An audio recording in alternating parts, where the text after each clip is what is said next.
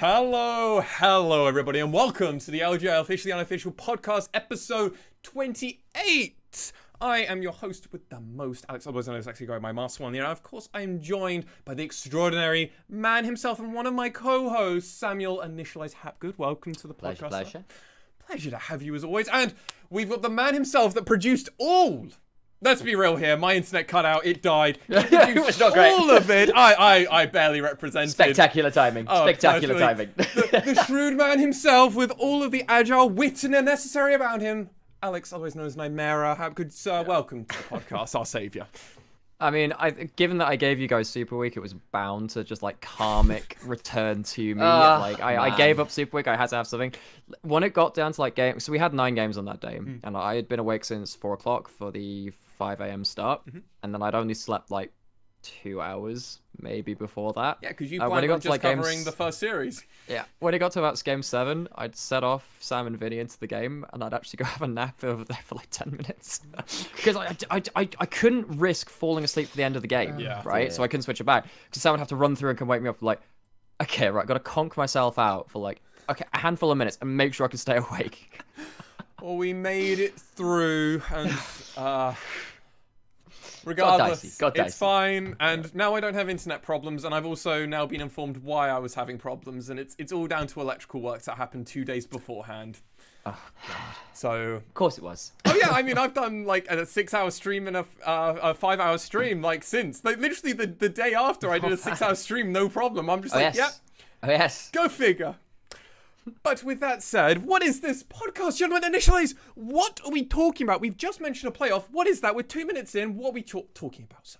We're talking about the great and mighty League of Legends Japan League, which is clearly the next best thing after the LPL, who are the current world champions. And we're here to prove it to you all in English, because there just isn't all that much English content for this amazing league. Disappointingly not, but that's why we're filling that gap. If we're filling that gap, maybe we have some Papa Riot wants to scratch our back, Nymaera? Oh yeah, we got some good old sugar daddy. No, we don't. No. We are looking for. We're looking for a broadcast sugar daddy. You know, like we really want to work for that hard cash. Yeah. But Papa Riot, fortunately not. We are still busting ourselves over trying to produce this stuff, and it's been good. But it is all off our own backs. It is all off of that. Still off our own backs, 28 episodes, 1 full season of Courage, a full season, and now going into our second season, and now going into our second playoffs. Can't say we don't, do a bunch. We do a bunch.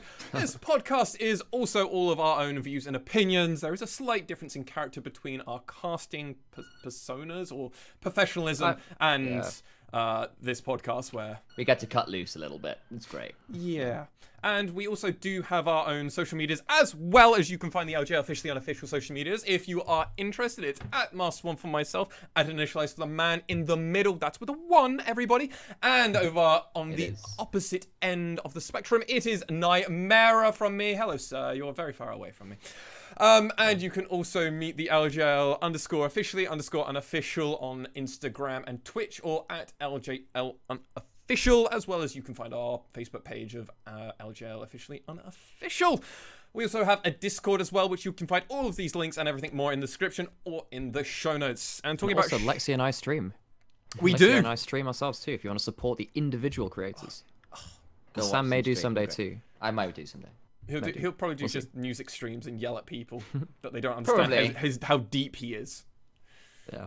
You don't understand. It's so poetic. Man. You don't see this pencil. It means you can see the spiral within it. It stands for how twisted we are as people, man. I thought you were gonna go. I didn't actually expect you to have something that deep. Nah, that was... Okay, cool. No, that was on the fly. That's how incredibly lyrical I can be. Ladies, he's single, by the way. He's single. I can feel the need to put a ring on it. Christ. And to bring it back around. This already. Oh dear. This podcast does go out on all audio platforms. If you're kind of sick and tired of looking at our beautiful mugs, you can also just listen to our beautiful voices through your ear holes. That is on all major podcast platforms that you could find this on. Gentlemen, we have a few topics to get through in this podcast. Our first topic is going to be recapping the Crest Gaming Act versus the Fukuoka SoftBank Hawks Gaming match, as well as Destination Focus Me facing off against Burning Core. They are the round 1 matches of playoffs. They were a not quick and done series. We didn't get a 3-0 shutout like either of you are predicting for each of them, if I may be a little... Yep. I think I said 3-1 for both, didn't I? Or did I say 3? I thought you were. You weren't awake for the first one. It was Stan and I thought it was 3-0 for the first one. Ah. So very hard came to cast that one. I believe both of us said 3-0 for the first one. I was just going on Initialises. I mean, I sent you your pick'ems that we did for fun. Yeah, I don't know how much that I've got them in chat bad, somewhere. my bad, I've got to go back and check them out. So we'll be recapping these matches, key moments, and then also just our general overview thoughts. So we're not going to go super in depth, because why are we not doing that, gentlemen? Well, we've got our expectations to go into for Crest Gaming Act versus Destination Focus Me, which we're going to be the first match we're going to cover. Even though it's the second one we'll actually cover live, it's going to be the first one we're going to cover here. And then we'll lead in to the Gauntlet match that is very highly... Oh, Juggernaut. Thank you, sir, for the correction. I appreciate that. Or I'd keep saying Gauntlet match, and that's all I would say. And I'd just be like, yeah, they're throwing down the Gauntlet. That's it. I don't know why there's a Gauntlet involved. I think we get what you mean. It's just whether like it, yeah. And then, as always, we have our question always center. Yeah, it's a center. Now people come to Yeah. us to counselling, It's a or hub. all their questions around the LJL or just League of Legends in general. Why are they stuck in silver? I can't help you. I'm still stuck there. Don't ask me. Just do as I say, not as what I do. That's probably a lot of my life, actually. God. The wisest options. Yeah, normally. Anyway, gentlemen, let's go into our first series. This is Crest Gaming Act facing off against the Fukuoka SoftBank Hawks Gaming. The Crest Gaming Act had side selections as they were the highest seed, though they were our 3rd place team, and the Hawks were our 5th place team due to losing to Destination Focus Me in that tiebreaker matchup. Where do you want to go with this, gentlemen? Where do you want to go? Where do you want to start? Right. Should we start with the result? Should we say that, or More than happy to. Please. Go for it, mate. okay? So I had the pleasure of casting this bright and early, and things were going pretty much to script for CGA for what we kind of expected of them. The early games kind of a pants, but they just end up team fighting their way to victories, and they did end up winning the series 3-1. Gonna say, have a lot of questions following that, though. I'm not sure about you guys. Yeah, me too. Though, I think this will probably be true of both series. There were moments we went, yeah, that's these guys at their best, and you also go, oh yeah, well, that's them at their worst as well. And once again, I had some issues with CGA basically having fairly shaky early games, honestly. Like, I was expecting a little bit more, especially considering I know we'd had this conversation in previous weeks and podcasts saying the Hawks are something of CGA light in the way they want to play. And even then, when you're trying to play the same style but being slightly worse, Hawks still had the better early game. I think, mostly. No, I think that's a fair point to say. The Hawks never looked like they were falling behind hugely, even if there was a slightly shaky early start for them. They always felt like they had a chance in all of these games, which was an interesting way to kind of reflect on the games. So I think the mindset I was going into it with is that we kind of know CJ will always find team fights later into the game, or at least they'll start fishing for them, right? And they're really good at team fighting, and they can do that from sizable deficits. The question is, at what point is the goal just too much for that to happen? And in 3 out of the 4 games, it wasn't enough, whatever the Hawks did. True. While it seemed like they were getting ahead, they weren't getting ahead more than like 1k gold, even at like 10, 15 minutes. Apart from game 3, where things really fell apart of one CGA just mind-bogglingly bad play where they gave over a triple kill to Honey. And Honey's Ezreal this series, he had 2 very bad games on Ashe where he'd ended up doing nothing the entire game, and 2 games on Ezreal where his DPM was absolutely absurd because he was just running around team fights. Yeah, I mean, the man just was doing so much damage all over the place, but Crest Gaming Act were victorious, and the Hawks, sadly, we will not be seeing any more of them, but this is an improvement if you compare spring to summer. They've made playoffs now. They weren't 3-0 shutout like we saw some other teams have had in the past, and in most regions there's always at least one 3-0 shutout. We haven't seen that from our playoffs so far.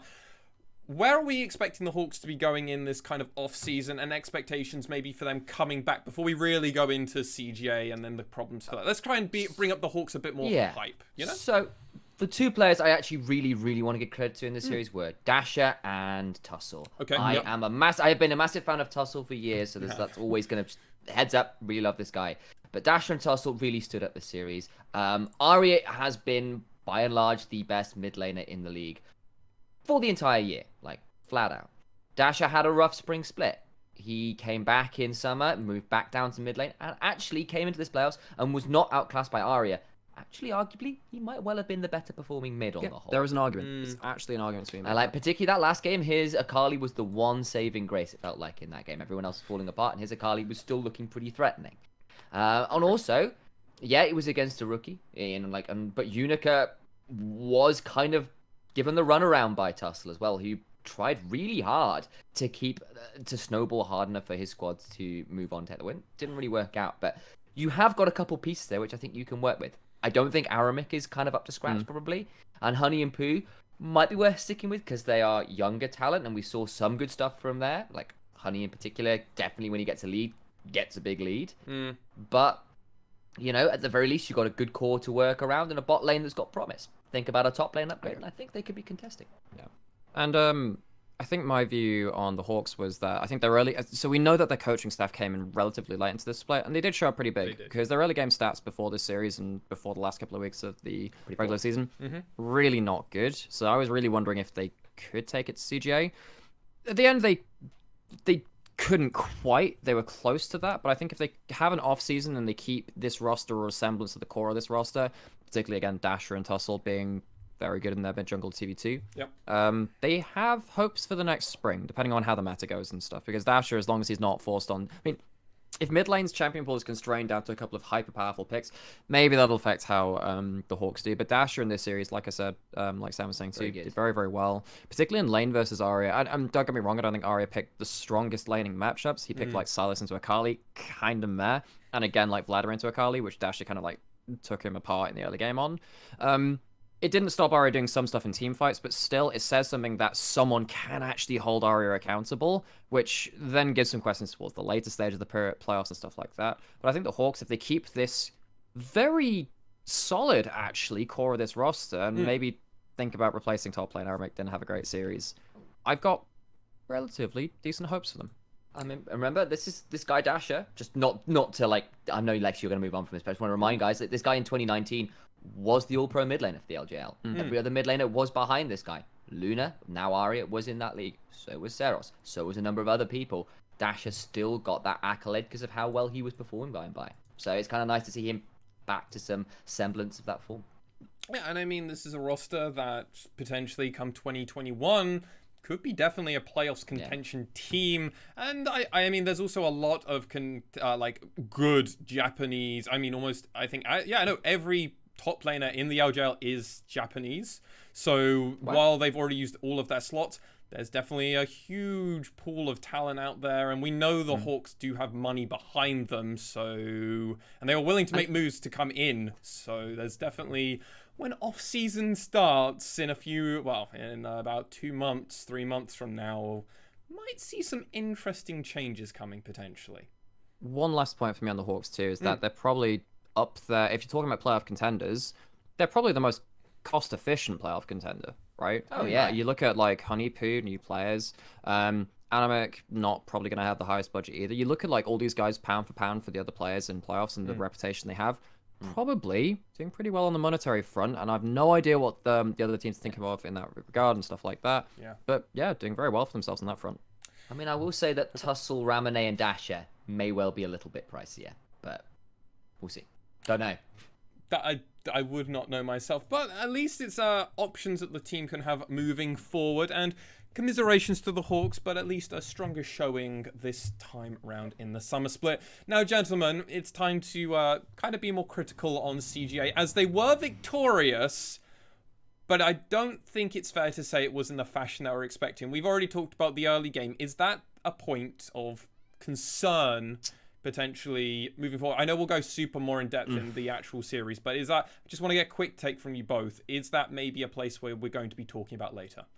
Yes. Okay, just a nod from Nymaera, like a very short one, like, No, shut up, go on to the next. I didn't know whether Sam was going to expand on that. We talked about it in the last couple. Later, but... Yeah, we talked about it in the last couple of weeks of regular season. We're starting to see a lot of CS deficits from their laners, and that's kind of outside of even jungle pathing. And I think jungle pathing is setting Unica very far behind, and he's showing that he doesn't quite have that same presence in mind and communication about what's happening with the lanes. I think if you come up against a very coordinated team, that could end up leading to those kind of leads we know that CGA can't teamfight their way out of. And not to allude to too much stuff that I'm sure we'll be talking about later, but the other thing is if your lanes are kind of struggling a little bit early on, or you are getting CS deficits, that can make your life as a jungler significantly harder because you don't have the pressure you want to play around, and you're a rookie in playoffs, and some of the people you're going to be coming up against are people that will really punishing you. Your next few opponents are likely to be the likes of, it's going to be Steel, it's going to be Blank, it's going to be Boogie potentially. All of them are more than capable of coordinating with their team to really make you suffer. Yeah, and if people are able to get off 1 or 2 cheater recalls against you, if your opponents are pushing you back, if you're getting deficits going and priority is not on your side, especially as a jungler, if the rest of your team's slightly falling behind, it's very hard. Before we go on to our players of the series, as I am aware that we should go on to it, I do want to talk about one thing that is Game 4. Draft. Yeah. Gentlemen. Choice words in the document there, buddy. I know you wrote that one. What is what happened? Because the bans are actually pretty standard, but there are a few interesting picks. Care to elaborate, Nymaera? So just to spin you a story once more. I've been very sleep deprived at this point. I've had so many tech difficulties I've been there producing for that amount of time too. There's a lot of anxiety going on. We get to game 4 after a win by the Hawks to make sure it's at least 2-1, and we maybe think things are going to happen. And first pick Lucian comes in from CGA, and I'm like, oh, okay, it's looking a little bit weird here. And then you come round to the second round of picks, and they lock in, I believe it's Graves and then Lux. And then I'm sat there thinking, okay, CGA have really dug into them. They've opened up the barrel of weirdness here. The crazy is all out in force. And they ended up locking in a comp which was... well, there was a really interesting point because after those first 3 picks were locked in the Graves, Lucian, and the Lux, there's a really strong double AD carry comp with a little bit of CC in there. But then Akali is locked in, and I'm like, oh crap, you have 0 CC for an Akali. And then at the end of it, you have like Nat blocking and a Camille, even though they never wanted 1-3-1 with that comp. So CGA end up with this weird comp of Camille, Graves, Vladimir in the mid lane, and then Lucian, Lux. And as much, we were talking about early game going really weirdly for CGA before that, losing a lot of CS deficits. Bot lane crushed, and that's what Lucian does, very lane dominant. It's patch 10.16. And that's kind of ended up fueling them to a pretty awesome teamfight brawl win, even though there was like a hugely fed 6-1 and 2 Akali that game. He tried. Dasher tried real hard. This is the first time we've seen in a little while CGA doing something really just weird. And it worked. In fairness, it worked. Yeah, I mean... It did. What I will say for that comp is that there's a lot of playmaking for pretty much every single member of that squad. Like, every one of those guys could make the play that wins the game, right? Like, you're not stuck on, I don't know... Yeah, we said that on cast. We said that on cast. There are so many champions, if just one person pops off here, they ruin the entire game because there's no tanks. But are CGA already opening up their box of tricks? It's a good question. It is a good question. A little bit. It feels like it is a little bit being opened up. Like, is Pandora's box for CGA getting open? They're not the Jesters from Spring Split where they could pop out anything. This is CGA. Now the rest of the team are starting to go into Arya's box of tricks, right? Yeah, I mean, like, Grendel's Lux was definitely raised an eyebrow for me, because I know this is really good, by the way. Like, he likes to initiate with his face, and on Lux that can be difficult, or it can be a bit of a risk. The thing with Lux is actually you do have a lot of tools, even if you're squishy. You can throw a Lucent Singularity in a bush to check it out. I mean, he didn't do that one time and died, by the way. Yeah, exactly. He very obviously didn't do that and got killed, by the way. Yeah, exactly. So it's still an issue there, but like there is something about like actually when Grendel's on form, he just like starts fights really well. Sometimes he starts fights he doesn't want to when it's not going so well, but that's aside. The other one I think that gave me a bit of surprise, and I'm just, you guys pick this or drop this as you wish, was I wasn't necessarily expecting Nap to be a Camille player. which was interesting. If you pick Shen in that spot, it's much better. Shen, I was talking this through with. I'm trying to remember if this was Lexi. Was I talking to you about it? It might have been. Mentioned it It to might me. have been acclaimed Mentioned actually. it to me. Oh, possibly. Yeah. Oh, maybe. But I was just thinking. Okay, you kind of want CC from your top laner. But they also kind of need to be a front line and someone that can, deal okay with like diving the back line. And it kind of feels like Shen is a better compromise than the Camille, particularly because Arya is just never going to play Galio. You know this guy's not going to play that. So, No. yeah. No, he's not going to play the Galio. The Camille just doesn't really work with half of the comp. I do agree with you. I think the Shen makes far more sense for what they overall want to do, because you want to just protect the AD carries half the time. Yeah, it just allows Lucian to have another shield, Lucian's going to be lane dominant anyway. It allows you to focus on bot side because you want to focus on the Lucian lane anyway because it's going to be lane dominant. You don't particularly want to pay attention to top lane because that's just going to be a wash. Camille is just there to CC the Akali, so if you're just picking CC from top, why don't you pick someone who's going to fit your comp better? We know that Nap is a Shen player too. Go look back to Summer 19 playoffs. He played it very well versus V3 in those semifinals.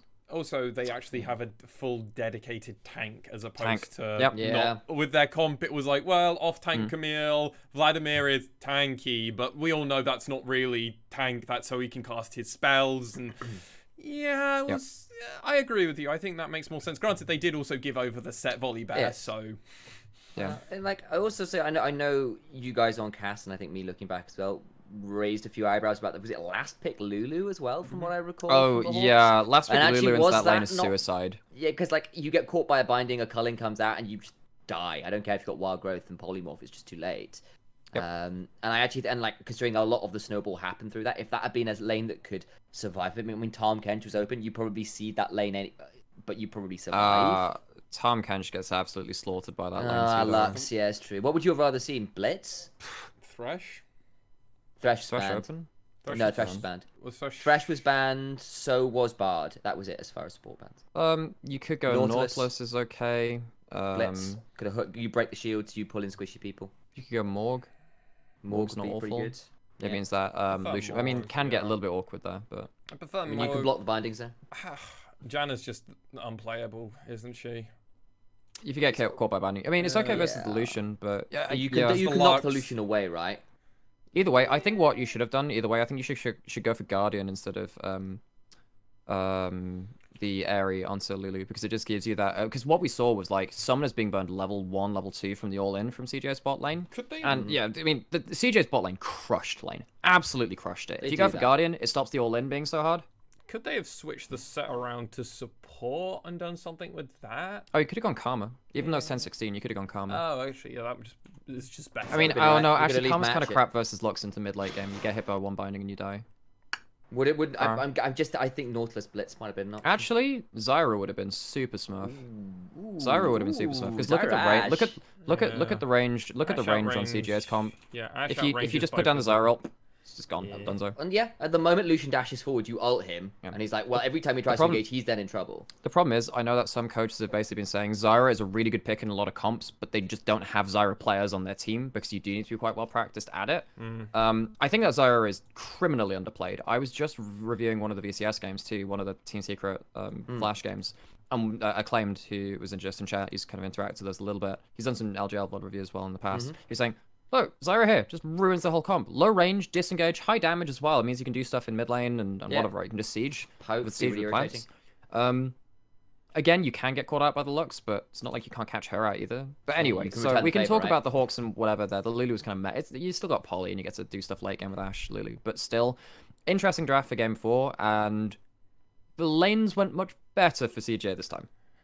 Wonder how much of that was just catching out the Hawks, but I mean, it worked. And in all fairness, it really worked for kind of all players of the side of CGA. It's not like it just worked for the bot lane. All members of CGA had a pretty decent 4th and final game at the end of it. They really came together and worked to achieve that win, get the 3-1, and I believe we all predicted that on the podcast, so we all get 2 points.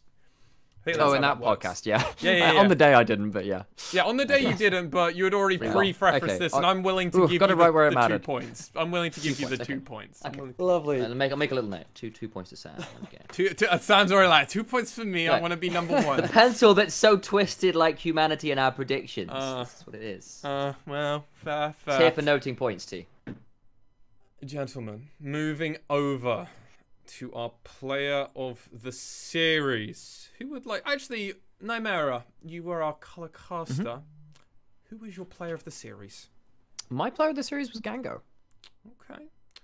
As I was vaguely there and then dropped off, even though I was still there, but I was and wasn't in spirit, I also went for Gango. And Initialize?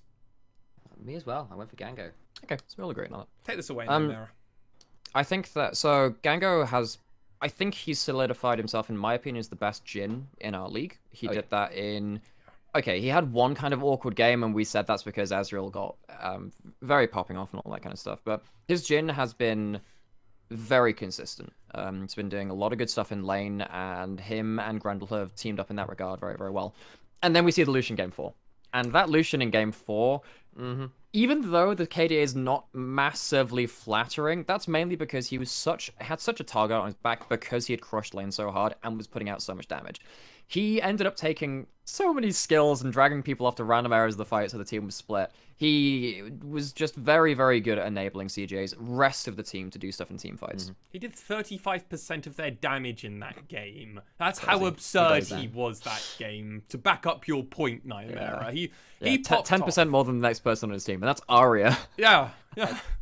He can be very feast or famine. Let's not make any bones about that. But the thing is, when he pops off damn hard. And that Lucian game, the last one, was really great stuff from lane. Started the snowball versus a comp that maybe if they got to those mid-game team fights and realized we're trying to front to back into when we've got no tanks, what do? It could have hit that point. It never was allowed to get to that point because that could play. And yeah, his Jhin, particularly his mid-game and the way he kind of roams, uses Deadly Flourish, Curtain Call, more than just like team fight positioning, which obviously that's an AD carry staple. But like the additional things on the champion, I tend to be quite impressed with as well. So good series from him overall, I feel. Any honorable mentions for you gentlemen for this match, or just Gango? So, no, I do think that, okay, so Arya got a bit crushed in lane by some bad lane matchups, but his team fighting was still very, very good. You go back to game 1, he had so Tussle and Dasher had a really good mid-jungle 2v2 versus him, and they ended up punishing him. And then they got to a point where he just finds the perfect kill onto Honey in one team fight on the Syndra. He just 100-0s him with a Spellbinder and then just removes him. And he turns around the game off of that kind of play. Game 2, the Silas was a little bit quiet. But then his Syndra in game 3, the one they lost, he was the one person who was maybe looking for a couple of kills. Finally shuts down Dash on the Zoe again. In game 4, his Vladimir, even though got 20-30 CS behind in lane, still ended up like 6-1 and 4 or something. I think this guy is still someone to watch out. It's just sorting out the early game. Yeah. For myself, I had Honey as like an honorable mention. His few of his games were a little bit less like popping off, but his Ezreal was an absurd. He ended that with like a 25 KDA or 22 KDA or something stupid like that. And I was like, well, he had one really, really good game, and we know your Ezreal's good. I do agree with you though, Nymaera, when you said earlier his Ashe games were a bit lackluster. Whatever. But they're okay, but. Yeah. Oh, Tussle actually played pretty well too. Exactly, Tussle, Dasher all put their names in the hat. I think in the end it was just CGA are a very good mid to late game team fighting team. Very true. It showed up. Arya is still pretty damn good, even if you are matching him in lane, which we aren't necessarily expecting. And as we said, Gango probably rightly deserves the MVP for the series. And it was unanimous, so it's official. That's how this works. That's how it works. He is now the LJL's best player in that matchup, in that series. Gentlemen, now we must move over to the other series, which was, wow. Initialize, how would you put it? We saw some really great stuff from both squads and some really poor stuff from both squads, kind of in equal measure. Like, game 1, we were like, wow, DFM coming in super prep, ran it over. Game 2, ooh, Darius counterpick, did really well. Global's being a little bit too greedy with globals, but still did really well on the Karthus early. Like, all these kind of things, and that one was a bit messy. And then we had, like, 3, 4, 5, which were just sort of, like, half a game was really good, half a game was not. And Proud and Gang basically saying, I've got Leona, you've got Bard, let's see who can out ultimate the other. Because there were some really great plays there too, at the same time as people like Ebby randomly over-engaging at multiple points. His game 4 Bolly Bear is very much what I'm like, oh. And you're like Yuhi wandering down the river as Caitlyn and then having to like flash net, go through a magical journey to survive like multiple times. Ebby's Camille asked, I have a lot of questions about that too. It was not a great game from him on that one, yeah. So, Detonation Folks Meet were victorious. But it was not the way that I guess I'm the only one that kind of thought it would go like this. It was 3-2, but in favor of Detonation Focus Me, not Burning Core. So do I even get any points for that? I don't think I get anything because it's not the right way around. Sadly not. Oh. No. Even though you were probably closer to it than we were. But that's just. I mean, my expectations were low, and I expected an absolute crazy series. Sam, which game did you think should have gone their way? After the early game, DFM should have won game 4. I'm trying to remember what happened in that one. That was that like they were 3-0 up and like 3k up, and then they had Ebby teleport bot, and they like lost 3 kills in the bot. Oh, 3 kills. Yeah, I forgot about that. Yeah, like, they were really far ahead. Like the Cogmore had 2 kills. They got plates everywhere. They nearly got first turret against the Caitlyn lane. Like, and then they overforced a lot. I'm looking. I was wondering if you're going to say game 2, and I was like, oh no, DM2. Yeah. Things are, it's obviously like I was very late into my working day. It's like game 2, the first half of that was like, yeah, it's gonna be a 3-0. And then DFM had a lot of issues with that game. I'm sure we'll talk about that a little bit more in depth. But yeah, it was very back and forth. And Blue side won every game, by the way. Yeah, it did. Which is interesting. So I was listening to who was it? I think it was Thorin, where he was interviewing a bunch of the current players and coaches, well, that are now no longer actually in the LEC, as they are now on off season. And they were talking that they think Blue side has a huge, overwhelming advantage now when going in. I think they said in scrims or something that they had seen, Blue side has a 53%, 54% win rate, which is just not what it should be. It's far larger than it should be.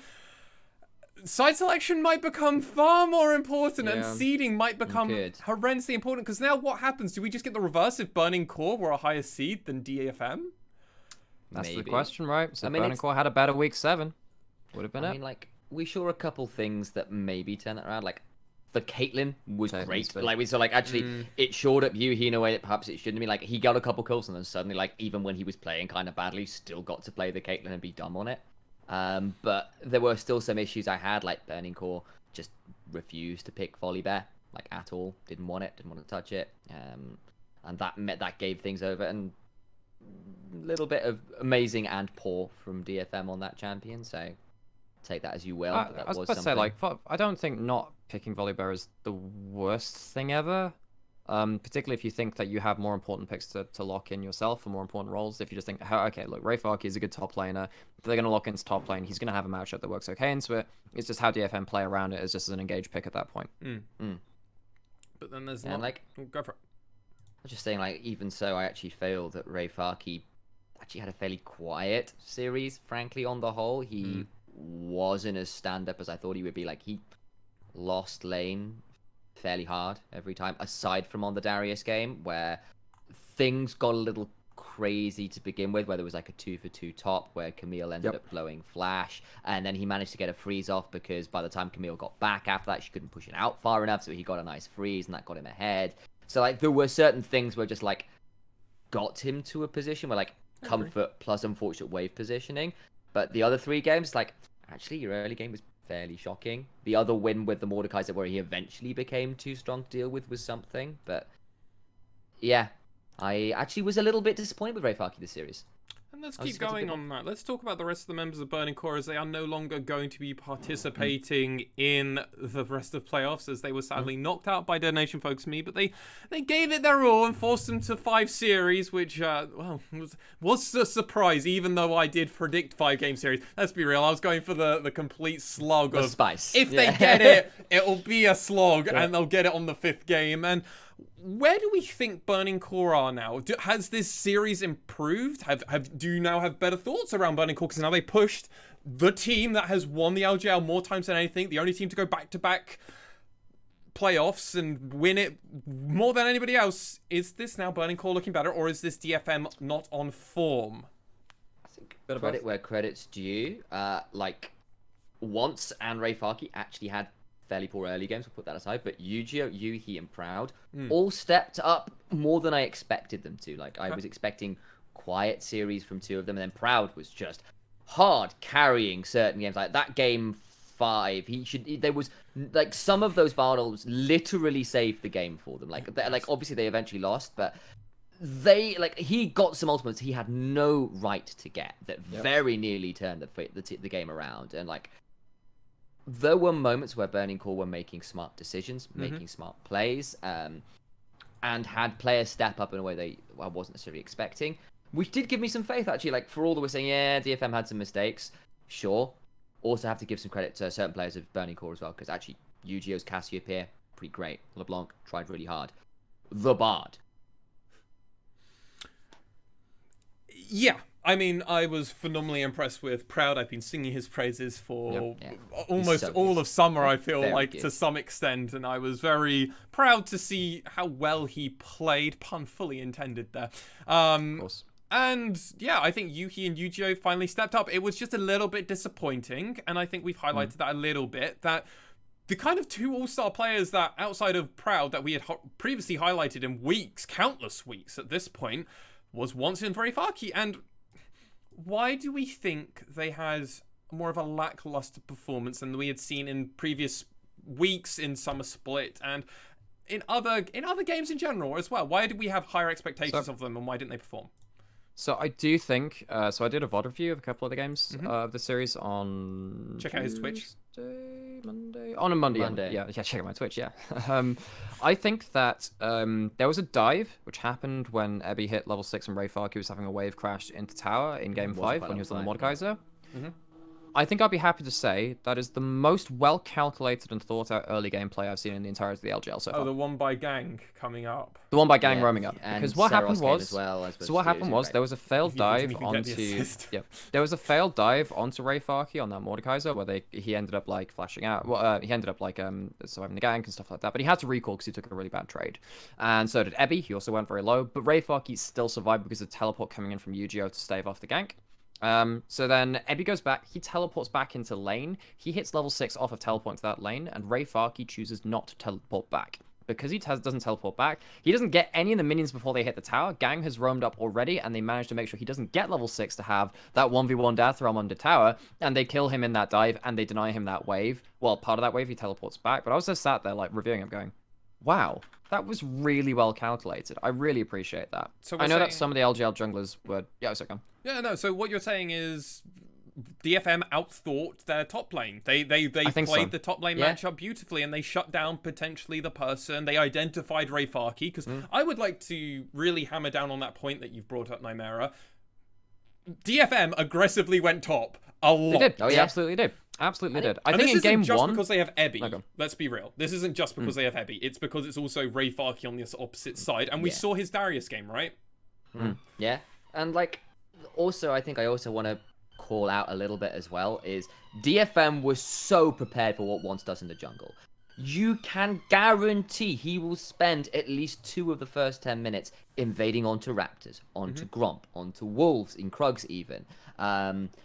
And he tried that a number of times. I think the most egregious one was game 2. So this was, Once was on Graves, Steel was on Karthus, and yeah, DFM lost this game, but the early game was actually really well played from Steel and DFM, where he, at one point, because of how Once basically ended up playing it, how Steel and DFM were kind of playing around the Graves, because we knew he wanted to be aggressive, he ended up down 20 CS early on in the jungle, which is horrific. He was the lowest XP in the game. He was behind his own support. It was level 6 to level 4.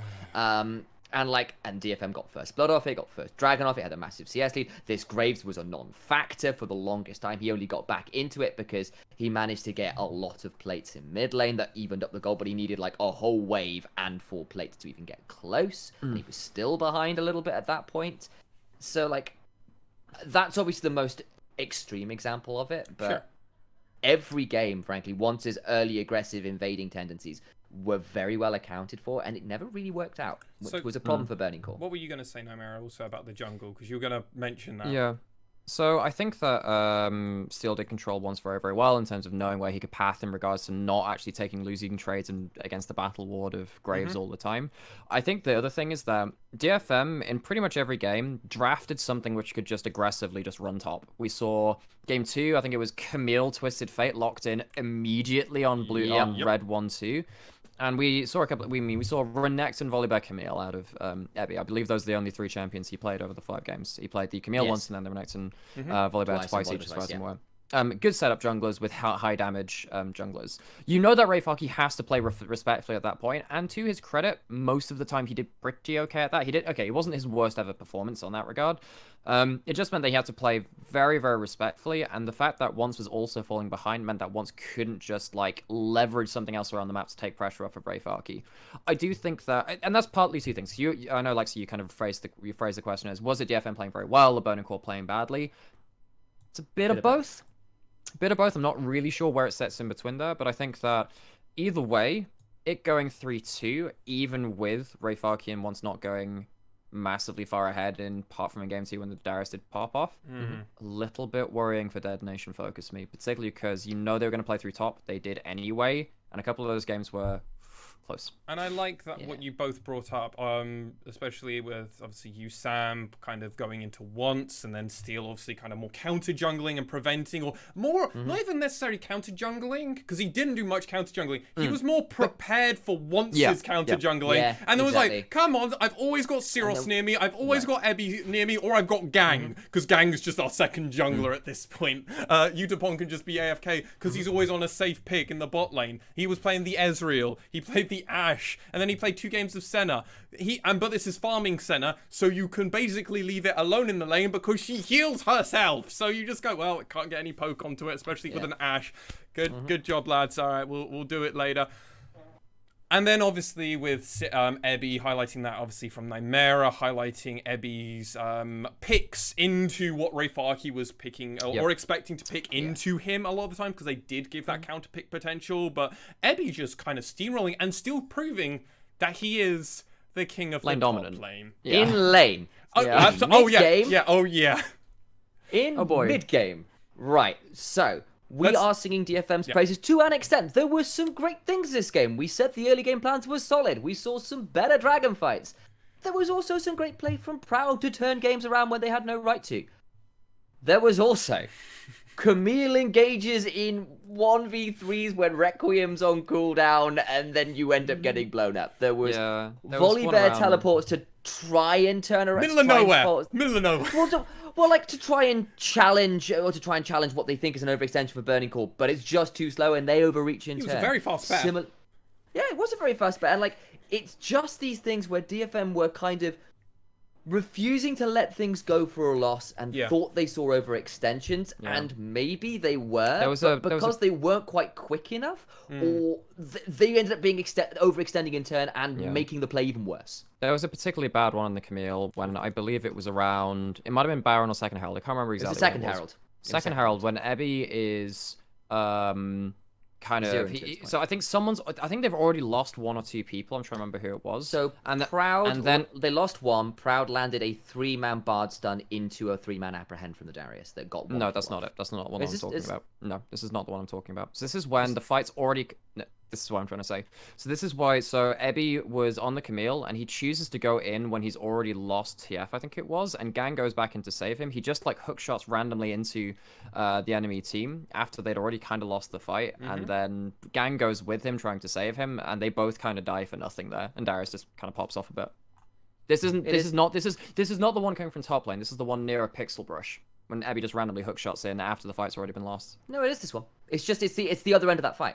So the fight starts where they lose one, and they back around as the Herald goes down, and they re-engage afterwards. And it like Ebby goes in after the Herald's died. So it's the same fight. It's just later on. But the main highlight and takeaway is Ebby has started to do some more questionable things, especially around team fights. And this gentlemen, was something that we had highlighted back in Super Week, or before Super no, it was Super Week, where Destination Focus Me had a very disappointing Super Week, and this was a part of what we all highlighted. We were like, well, Ebby keeps kind of doing very questionable things. Hopefully this is something they can solve. He's fixed his laning phase, at least, so that's half of it is already fixed, because he was starting to lose laning phase. Now he's back on top of that, and against Ray Farkey, I feel more comfortable with him. But the external and potential matchup coming up might raise more eyebrows for us. But before we get into the real meat of a lot of this podcast, and where we can really go in depth into problems and hopes and predictions and picks and everything else, gentlemen, we must give our players of the series Initia1ise. As you were our caster for this one, I would like you to take the lead. I have gone with Steel, who just out jungled once the entire game or series. Fair. Our producer, man who who did it all. Who did you pick? I also went with Steel. Okay, I'm minority on this. Oh no, come on, you guys already know who I've picked if I'm minority. I picked Proud. I picked my boy Proud. Can't blame you. His bard was god tier. He genuinely at points is almost carrying the side of Burning Core as a support, and I felt there were some moments in some of the games I'm like, God, Proud is in elo hell a little bit with Burning Core. At moments I was like, why are Wants and Ray Farkey doing this? God, he's in elo hell because he's got the guys that are now stepping up with him, but it's still disappointing. Game 2, 3-man bard stun around that second herald. Great, they did that one. Game the Caitlyn 3. Morgana lane was so good. Well, specifically it was the Black Shields in mid game where he just saved Yuhi way more than Yuhi had ever any right to survive. And Yu-Gi-Oh a few times as well. Also, like around like the what would have been the Mountain Soul point the first time for DFM in game 5. He gets like a bard ult into he gets like a double stun to when Burning Core don't have smite, so they are just trying to rush the Baron down before Steel gets there. Then Proud double stuns Steel and Uspawn, so they can't fight. They don't get in range for the Steel, and then they come in anyway, and he lands another double stun to get a double kill onto his AD carry. It's like, it's insane. This guy's just straight smurfing. He's just straight smurfing. Like, they were 7k down in game 5. He lands another 3-man bard ult into a stun onto Seros, which stops him at this point. Seros at this point had got like an incredible 2v1 outplay in the top lane, was 5-1, super fed on the CGA. Basically, he doesn't get to play. Like, he gets like bard stun, he gets like stunned into bard stun to stunned, and then he's just done. And he gets out, and then Proud gets out as well. I'm just like, every right to turn that like no reason that game should have ever been turned around. It was Proud nearly pulling it off. But that was my pick. Gentlemen, Steel had a phenomenal series, though, didn't he, gentlemen? Yeah, he did. I remember last playoffs, I had a lot of issues with Seros and Steel heading into spring playoffs. And I was like, oh, maybe these guys are going to be very, they're not really making things work. Nothing to be seen of that in this series. Steel controlled Once, who has been up there in our eyes as maybe contending for top spot in jungle, and he just completely controlled him. Once was not the same player because Steel was partly drafted to, but as you were saying, was just very prepared for everything he wanted to do. He orchestrated so many wonderful top lane dives too. This guy just had a very, very good series. Yeah, and like hell, game 1, the most incredible from base Stormbringer into Elder Dragon Steel. Even honestly, the game 2 loss, like Burning Core made an exceptionally bold call to rush Baron. He flashes and Steel flashes in, and it goes down to a 420 HP smite fight over who might claim that Baron. Like, this kind of thing where, like, he's in the right place. I wouldn't call out that at the particular right movement. He did flash into die and not get the Steal. Yeah, I know, but it was that like, one I wouldn't call out. Yeah, I know, but it was one of those things where, like, even then, it's like, man, that got really close. It was flashy. Right, but that kind of thing where he was ahead in most of the early games, got more plays off, particularly top side. Even in the games they lost, he was looking pretty good mostly. Yeah, he was. I'll say game 4. He didn't land as many spears as he would have liked, but that's sometimes the way it is in Italy. Pre 15 minutes, his stats across the 5-game series, he was almost always ahead. Just always ahead. 80% of the time he was ahead. of once. Against Once, who is so explosive as a player too. Yeah, and that's in gold, CS, and experience. So which is very impressive. It's honestly phenomenal that he was able to basically neuter Once to a place where he couldn't assist Ray Farkey in the same way that he normally does. Make sure Yu-Gi-Oh doesn't have any problems, which that wasn't a problem. But Steel was like, well, you're just not here, and then I get to help Ebby and Siros, and on blue side, we're gonna get these wins, and they damn well did. Now, gentlemen, oh, gentlemen, let us go into the round 2 expectations. We've got 2 more best of 5s to cover for round 2. Our first one is going to be V3 Esports facing off against Sengoku Gaming, and then our second one will be CGA facing off against DFM, or Crest Gaming Act facing off against Destination Focus Me. But let's talk about Crest Gaming Act and Destination Focus Me first, as they are fresh in our heads, and we've already seen a best of 5 from both these teams. Now, if I just look at the stats and data, I go, well, CGA won 3 for, and only gave 1 over to the Hawks. And the Hawks were a 5th place team, and Burning Core was a 6th place team. Whereas Destination Focus Me went 5 games versus a lower seeded team. Does that mean CGA are just going to win? I'm asking the question like a dumb person on purposely, because it's a way I can set this up for us, because how are we going to see this series go? Because I don't quite know anymore. Yeah, I have a lot of questions about so many different areas of the map. Yeah. I do you want to take it lane by lane? Maybe that's a good way to do it, actually. Yeah. I'll put this straight out after what I need to really go back and properly watch the first 2 games, because I've kind of watched them briefly to catch up, but I haven't really sort of spent a lot of time really hard focusing on it. Sure. But I'm worried about Unica. Like, he got manhandled, and looking at how DFM were playing very smart versus a jungler that is normally notoriously good at getting leads early on carry junglers. Yeah. I worry about Unica versus Steel. I really do. So where do we expect that to go then? Okay, so I think that we know that DFM has really good early game stats. A lot of that comes from solid early game lane from Ebby, and really good pathing from Steel to path accordingly to where his lanes are going.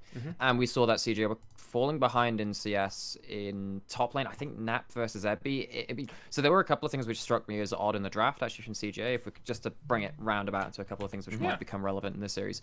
No Ornn picked or banned in the series versus the Hawks from CGA, and that's one of Nap's best champions.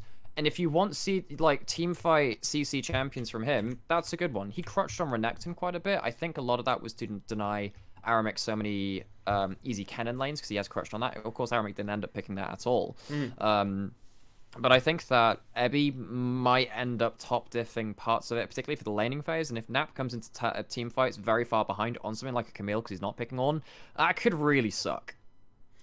But this is Nap. He's used to playing weak side, right? We know we can leave him in an island, and at worst, he'll only do subpar, which for Nap, subpar means I'm going to get a majority of my farm. I'm only going to die once. I will aggressively go back to my second tier turret if I'm scared that something's going to happen. Waste the enemy jungler's time. Is that part of Unica's doing, though, because of he's able to call out the pathing, or is that something else maybe holistically coming through the team? So this is my other issue I was kind of alluding to a little earlier in the podcast as well. I was saying, okay, so our lanes are kind of struggling a little bit. Steel's pathing very well. Unica's not so much. Partly because he doesn't have the pressure in lane he would like. Sure. That could also be another point you bleed out. That actually what happens is Steel just gets to invade. Ebby roams down. They find him in the blue side jungle. Let's say it's top side, whatever. They find him that top side jungle. You could definitely put Unica in the dirt, and then you're kind of playing with the 4v5 because your jungler's out of the game. And that could bleed into objective problems as well. So that could be a world where it sucks. That said, CGA are not exactly strangers to playing from behind, and they are very astute team fighters. So, you know, there is we know that these guys can turn around massive team fights. Just go back to that Sengoku game versus CGA, where they get that incredible Ornn engage. Yeah, with the Aphelios, and that kind of thing where you go, that was really well done. We know they've done that time and time again. But if I was going to see DFM take this, and I'm not let's just brawl it back a little bit before you make a major before we make prediction. So basically, that would be where I'd see it being problematic. Yeah. Let's do some knee-jerk reaction stuff, okay? Just so we can kind of go by lane, and also coach versus coaches. What are CGA's coaches? Actually, off the top of my head. Q. Q, I think. Q. I'm not quite sure how to do. It's Q QOO, isn't it? Yeah, but Q with probably a Japanese inflection. I'm like, It might be no Q. idea. Might be Q. I don't know how it's spelled in Japanese. So yeah. If it's spelled in Japanese. Let's just quickly go isolated matchups. Top lane, Nymaera, Nap versus Ebby. Who you taking? Ebby and lane, Nap and team fights. Okay, Initialize, same thing. You can do lane and team fights because I like the idea of that because it is CGA we're talking about here. I'll give that one the same as Nymaera. I think Ebby in lane, Nap in team fights. Okay, Unica versus Steel. I'm also siding with you both for your predictions, by the way, for the top lane. That seems very logical. Yeah. Steel in literally both. every situation right now. Okay. Steel's smurfing. Yeah, I think that's fair. Also, Unica was kind of not a huge game breaker in their best of 5 in my eyes. I think that falls onto the MVP that we all unanimously selected of Unica. The big one that's going to be interesting to get the opinions, mid lane. Only the mid laners in a 1v1. We're not including the jungle assistants. Arya versus Syros, gentlemen.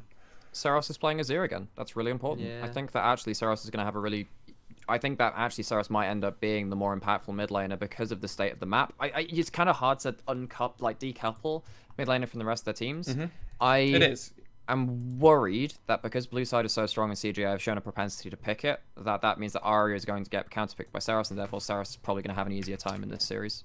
I'll also say, like, again, I'm calling this one relatively even, but I'll say that Syros has been in love, has made sweet love to someone on the balance team because Ziggs got buffed, Nico is back, he's playing Azir, like, Heimerdinger's still pretty good for him. TF did get nerfed though. TF, but like TF, you know, but like that's a lot of TF got nerfed. That's why I'm sorry. saying. Well, exactly. Yes, TF did get nerfed, but he's still playing it. Galio's a thing for him, and like all of these things are more than good enough in meta. He's we know he's a Syndra player as well. Like all of these things he can go towards, and like what, and I think. Considering where the meta Arya was also playing Syndra though, remember? Yeah, exactly. All I'm saying is like, whereas before I said, oh, could Syros get banned out? I think it's a little harder. And when you can pull out things like Ziggs and it's actually a strong meta pick rather than just a pocket pick for Syros, that makes him a lot more threatening. So you're saying Syros Initialize? I think is it possible to call that a wash? Sure, you can just no contest. I think it's pretty. I think it's a bit of a like. No, it's in like 50-50. Yeah. I think on an individual level, it's going to be the thing is I think if you kind of take them in isolation outside of drafts and stuff, I'd still take Arya just in terms of how he team fights and stuff. I just think in terms of how the meta is shaking up in terms of who's picking what. I think that Syros has got a particularly because this series will devolve into team fighting. I think that Syros has got the better champion pool right now. I do think there is a chance that Arya's going to go to stuff like Akali, who's actually a decent blind pick right now, maybe make Syros' life a little bit difficult. On first reactions and how I think that DFM would, well, CGA wasn't a massive fan of all their drafts. I think that I'm probably going to edge out to Syros in terms of what I actually think is going to be more impactful on the day. Yeah. Okay, I'm leaning more it's just hard. on. It is hard. I mean, personally, I'm just leaning on Arya. He has an absurd large champion pool. He's shown us he can also. We've been shown that he can just sit back and play something like a Corki. He can also wait till level 16 on the Kassadin, but he can also play the assassins. He can play Syndra. He can play Silas. I also wouldn't be surprised if he just drops an Orianna out of nowhere and lands 4-man shockwaves. I'll be like, yeah, it's Arya. Why not? I will say like his Corki and Azir were good. They weren't like whoa to me, which in the way that some of the other another picks thing have actually. So in the Hawk series, just quickly interjecting, Sure. Syndra was banned. No, sorry, LeBlanc was banned by I think CGA pretty much every game, and Zoe was also something which Dasher picked up quite a bit. That's not going to happen with DFM, so we're probably going to see them back on the table.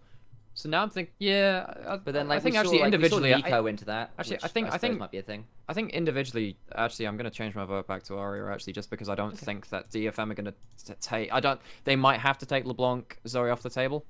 And if they're forcing to do opens that, up a lot of other stuff. I will say they Yeah. did play Nico into the Zoe, and they felt I pretty don't happy think with that. he's gonna get away with that.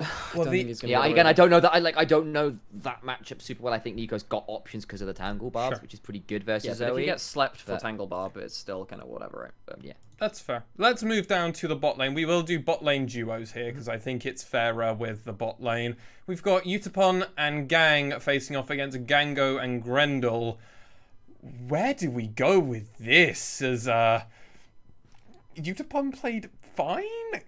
Gang played pretty well, but apart from game 4 where his Ashe just didn't hit an arrow, he had a rough one. and He Gang was overstepped shown over to that not first be tower. the better support, but that was against Proud. So And even how then, much... his Leona was so good, man. Agreed. Like, I Oh, think no, that agreed. Grendel had a good series too. Yeah. Exactly. He only did 2 bad things where I'm like, yeah, Grendel things, yeah, all right. He face checks one version, but all the whole team's in there. I think the important thing for me is that CGA have shown that their champion pools in bot lane aren't just limited to what everyone thinks is like the top tier. They're playing Lucian. They're playing Lux as support. I think that having that to just randomly flip to, and the fact that Gango plays a lot of Jhin is going to tend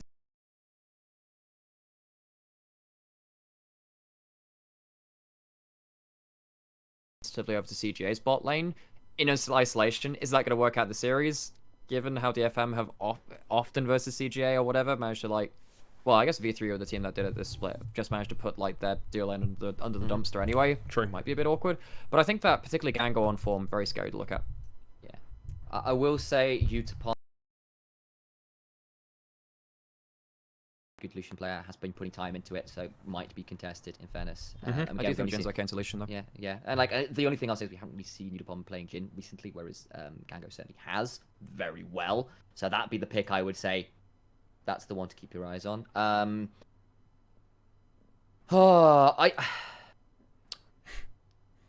I'll go first. Yeah, go on. I'm still thinking. While you mull over this, so I've personally got Gang is still the better support player out of the 2 of them. Grendel still has hiccup moments, and Gang is normally shown that he is kind of coming on to more playoff Gang, which could be very scary because if he can pull things out like that Thresh, like the Nautilus we've seen from him before, he can solo win games and negate what the enemy team's draft and comp is trying to do. I still remember his Thresh on Rayfarkey's Renekton and just basically nullifying one game. And Gango had such a good game, and Utapon is just such a historically good player. So I'm actually going to give it slight favor over to DFM. Part of this is because I think Gang's just better, and I think Gango and Utapon are even. Like, I don't think I can put too much into it. I think that Utapon is like a better Ezreal player, and I think his Sen is really good. I think that Gango having weird stuff evens up the scale. Yes. Yeah, I have been pleasantly surprised by Grendel though. I think he had a good series. He's getting a lot better. He did. Yeah, it's just whether his like 1 or 2 slip-ups in every couple of games is going to cost them a game. Like, what I'll say is I think DFM's bot lane is quite versatile, and they are quite good at playing defensive when they have to. They can play pressure when they have to too. Whereas I do think CGA's is more volatile, is the way I'd put it. When they stomp so damn hard. Again, I bring it up all the time. Gango got 51% of the damage share in a game. Like, that's... What? Like, how do you do that? Like, way back in... That was week 6, He just looked the Lucian game where he did 35% of the damage. Right? Exactly. Like, this guy can absolutely smurf. I think it's harder for him to do that against higher caliber opponents. If I may, and that's the reason I'll give a slight edge to DFM, but I don't feel happy about it.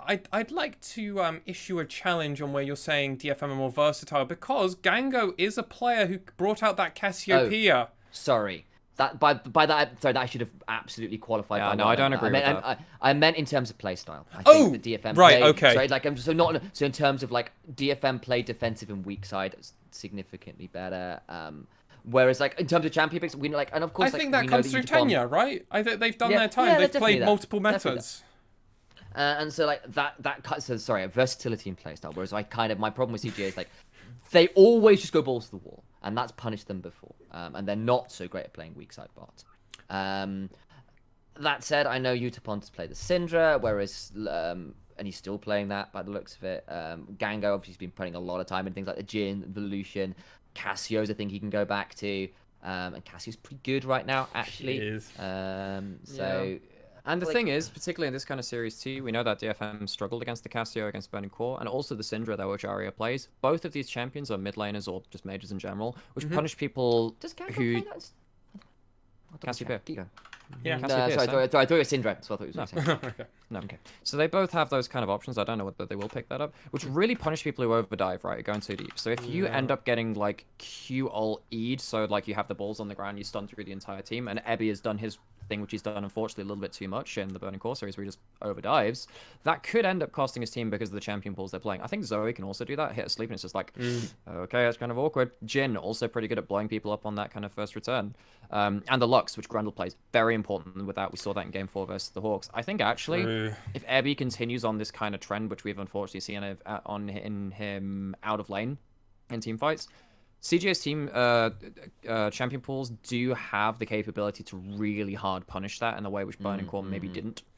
And they showed that they could play from behind and then pull it back through team fights. Yes, as we did mention, or as I believe Initialize mentioned, I might be wrong, about obviously the lead not being super huge, only being a K or two. I think it's me. Oh, that was you. Okay, apologies, Nymaera. It's okay. So it wasn't a huge lead that the Hawks were getting over, but as we saw, DFM were playing very much blue side centric. Let's just kind of keep doing what we do and we'll win this best of 5. It wasn't definitive.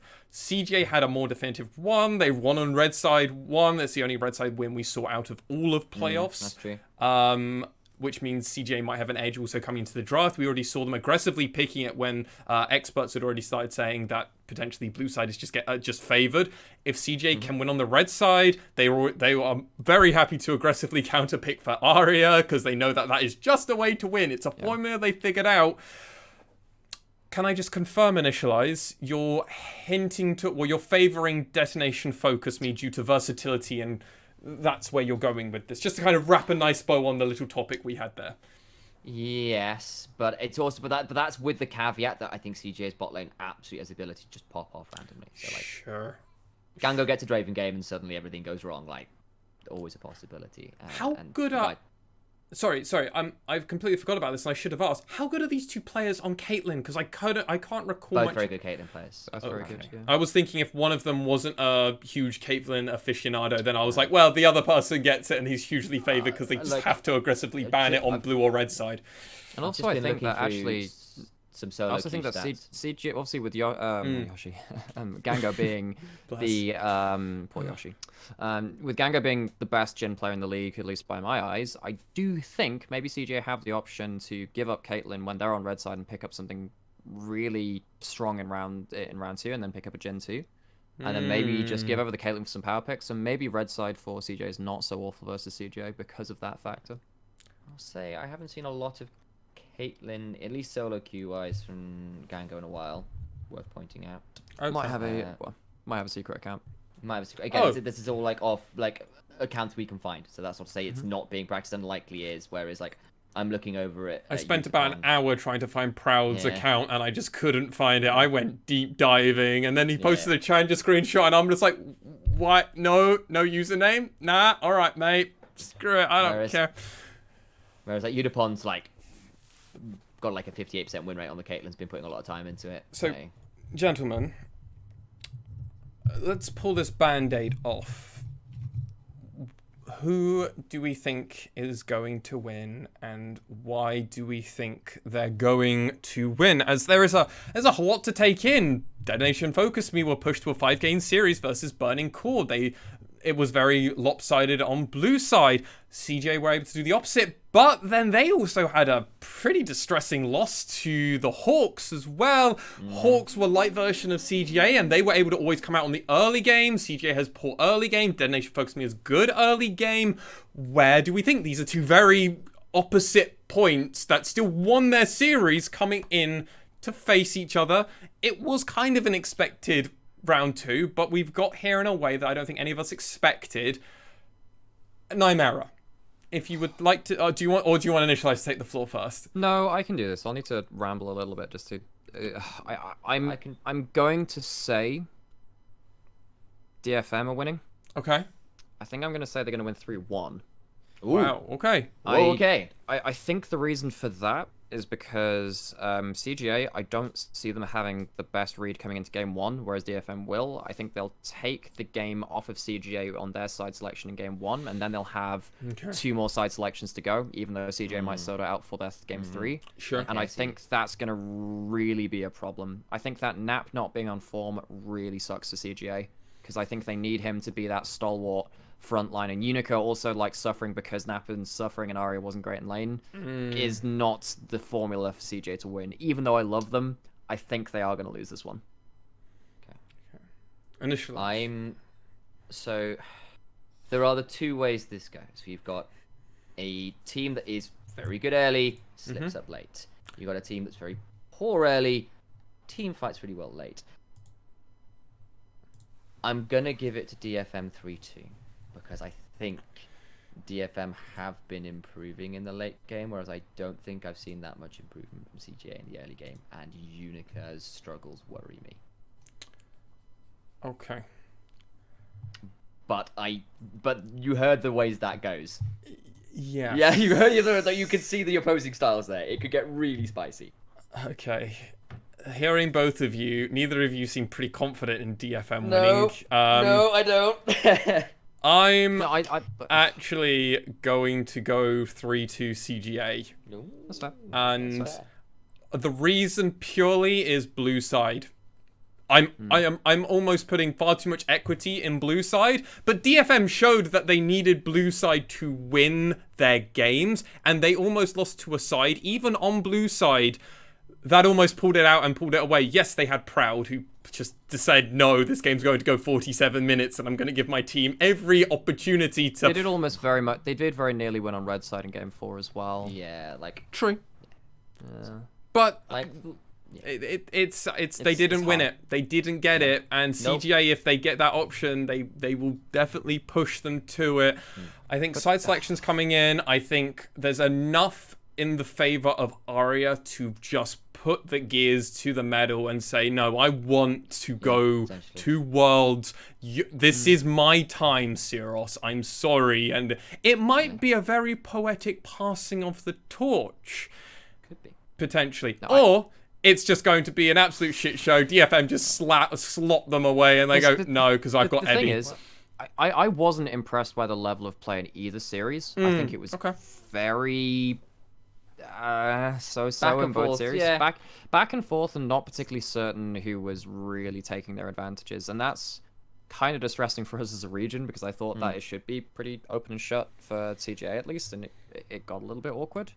I mean, like... So for me, it's about who recovers their form quickest for this series, because I think peak DFM versus peak CGA, this split, CGA win.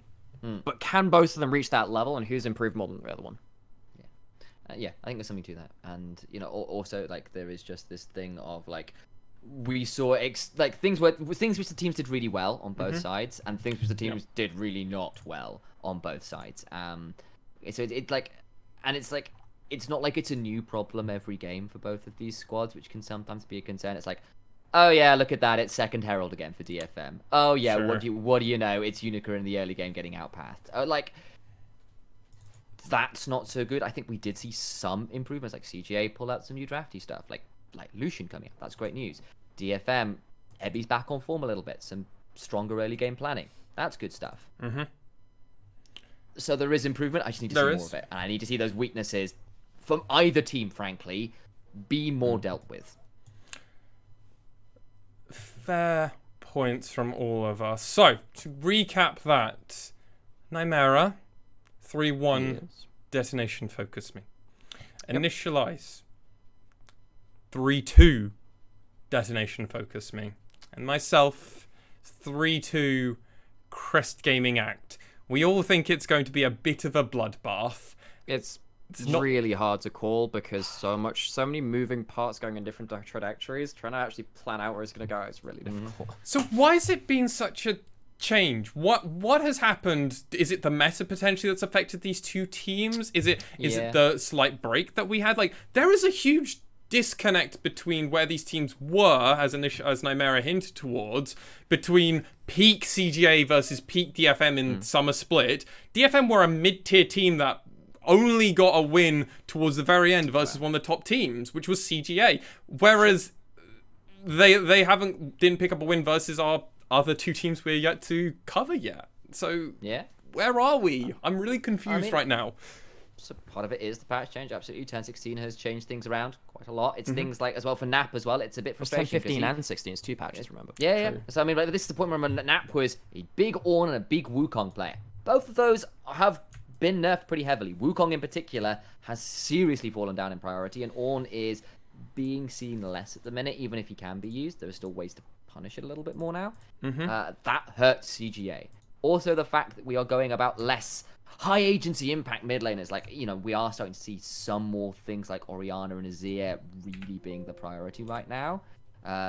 Zoe perhaps being the exception for Arya, which I'm sure he's very happy about. Sure. But that's not necessarily like Arya's Akali, which gets to come out all the time. Still pretty good right now, in fairness, Akali. But like the general shift of the meta has been more towards control magey stuff, and that's not necessarily the high impact, high agency stuff like a Kassadin we saw from earlier in the split. Sure, but the thing for me is that if other people are playing control mages, Arya gets to play assassins into them. Will he though? Will his coaches let him? I think he has done the entire split in the entire year. True. I mean, is that coach difference going to be a big deal? Is having could be having On Air and Kazu, like, is that going to be a huge change? I will say that I know a number of other analysts in the scene were a little bit wary of the fact that Kazu's getting more control over DFM at the minute, because it feels like they're playing more like 2019 DFM, which is maybe a problem. Maybe they're just slipping back into comfort rather than actually doing what would be better for the international stage. Right. So, question, like going back to like Heimerdinger and stuff like that, when you know it won't work against. I mean, it didn't work out in 2019 for them. Jensen sends his regards.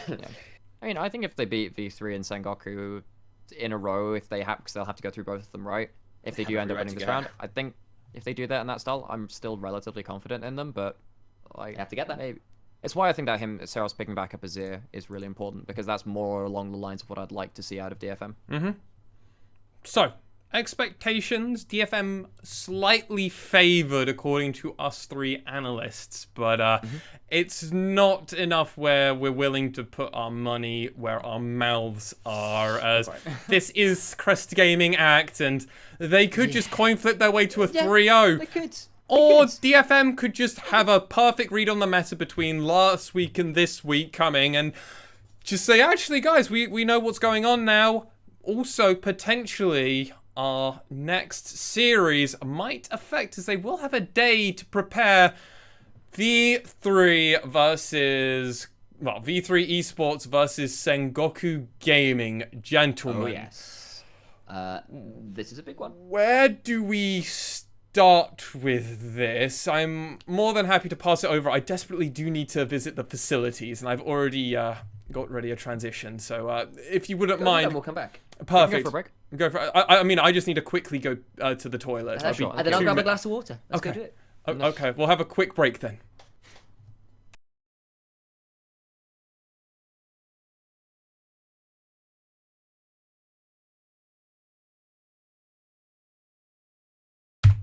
Gentlemen.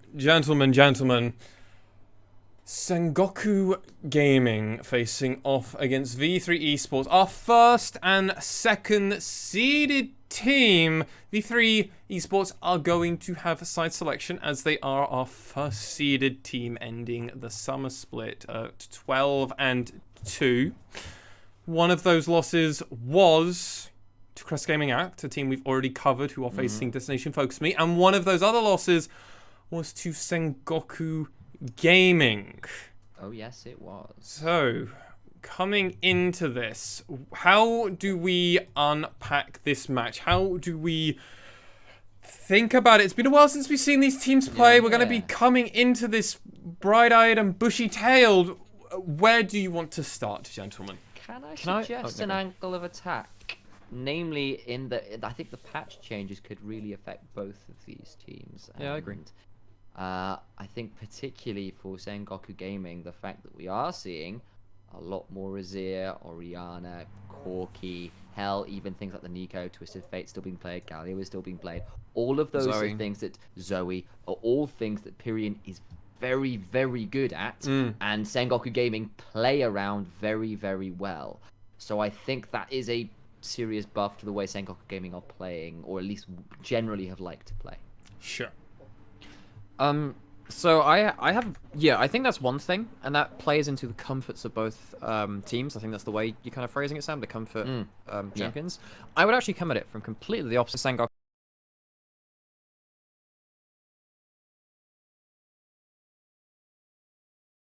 if you manage to get him off of his Aatrox, Mordekaiser, and Renekton. And then it's Ace if you get him off of Karma Galio and some of his other stuff. The question is, how easy is it to make these two players uncomfortable with their champion pools in certain drafts based on, the champion pools which are then currently shifting in and out of meta, and how easy it is to draft around that? So I think that's going to be a huge point for both of these teams. Can Afferman get onto Mordekaiser, Aatrox, whatever? Because is he going to lock that up in first round? Is that something which you just say, oh, Aatrox third pick, we'll do that? Or is it going to be the same thing for Ace, where you can just lock in Camille Galio in red 1-2 or something like that? How important is this going to be in the draft phase for both teams? Can I also suggest another player who might be a little uncomfortable? Again, is only off the 1 week of play, but I worry a little about Archer, who's still a little bit obsessed with Kalista, who I actually think is quite punishable at the minute. And this guy has been very heavily focusing on Aphelios. His Ashe is very good, so. His Ashe is very good, and that is a really good point to bring up as well. But I have it.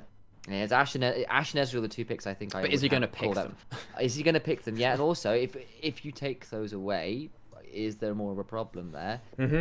And also, he's going against Yutori Miyashi, who is a fabulous Jhin player. He's historically a great Caitlyn player too. That's what he used to play back when he got to international events. It was on the back of his Caitlyn play back in 2018, 17. I forget exactly which year it was now. I want to say 17. That was on the back of really great Caitlyn play.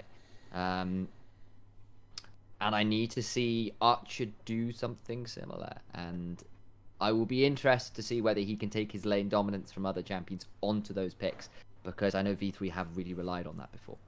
So the question I then have to ask you both, and something I've been thinking a lot about, is a few weeks ago we were all very confident in saying Reina and Boogie are the two best players in the league, full stop, no questions asked.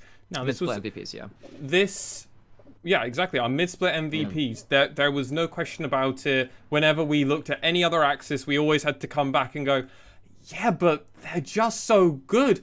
How do we think that's going to affect potentially Sengoku, as V3 had been representing sheer dominance, and a loss to prevent a perfect split isn't enough, because they still went 1-1. This is not like they got 0-2'd by this one team. This one team was their kryptonite. They still got a W over them. It's still even. And then the V3 did things that Sengoku couldn't do. Different patches, different coming in. Are Boogie and Reina still going to be a huge different maker as they were in a lot of other matches? Or is maybe that subsided by the patch that you've both highlighted? I think jungle's still got a lot of carries that are still very much in meta, actually. I think, the likes of Graves, Nidalee, Karthus, Kindred to an extent as well, all very viable. Hecarim is a big one on 10-16 as well. It's very strong at the minute. Evelyn as well, you can play. If you want to go, Boogie is a bit more right. Well, Boogie could bring that. If you wanted a counter pick there is that option right now. She did get fairly hefty buffs. She's had damage buffs early in the split. Now she's got literally half her Q cooldown taken away. Also, I don't want to go too deep into Evelyn. I don't want to go. Also, it's one of your favorite champions. Yeah, exactly. But so I think one thing which is very important for me to stress from my own opinion is that in the two losses V3 had, they still played really well in a lot of different positions. I think that Boogie and particularly Boogie in the two losses found things he really had no right to find in both their loss to CGA and Sengoku. I think they were outdrafted in both of those games. That's more my issue. And you know, we were saying about DFM, like, oh, at the start of the split, these guys are really drafting themselves in narrow win conditions. They can't team fight later into the game. Feels like V3 did that in both their losses. In the fact that you're playing into, so it's the game against Sengoku, they played it into very strong mid-jungle 2v2, which could go and help out top player when Afman was playing a very defensive Aatrox build, building like Bramble Vest or something early. And well, I'm not sure he did that in this game. But then, you know, Boogie picking a Kha'Zix to try and take down and Aquaman didn't work out quite as clean as they'd like to, and then it got into just a huge front-to-back team fight from Sengoku, and that was a really good preview of what might happen in the series if V3 go up against a very strong front-to-back team fight. Can they actually break up in the early game hard enough with Reiner and Boogie to actually uneven the scales? I think there's also a question to be have, like, Pyrion is very lane dominant in terms of XP and gold. He's not necessarily the guy who's always going for solo kills, though. And actually, honestly, he likes to run teleport and spellbook on a lot of his control mages and turn up in side lanes. And that's where he gets his advantages, is playing side lanes, playing for roams as well, like just turning up with blank and imbalancing particularly the top lane for Appleman. So even if Ace perhaps isn't quite as comfortable in this meta, like, he might well go down in gold, but largely you're probably expecting that anyway. I don't know whether he's actually going to be punished in terms of, like, necessarily getting solo killed. And Ace is also one of our better roamers in general from the mid lane, even if we've not always been convinced of his just CSing mechanics, for example. Like, it's the guy who played Nocturne back in spring and looked really good on it because he would just turn up with the pick and turn things around. So, stylistically, while I'm sure Pyrion, I expect, rather, that's the better way of putting it, Pyrion to get lane advantage in terms of CS. I still think the roaming potential from both these mids is probably fairly equivalent. And so that'll be interesting to keep track of as well. Yeah, you know, Lexi, we were talking about Reiner as well, because I'm very confident in Boogie. I think Boogie's still really good. Yes. Yeah.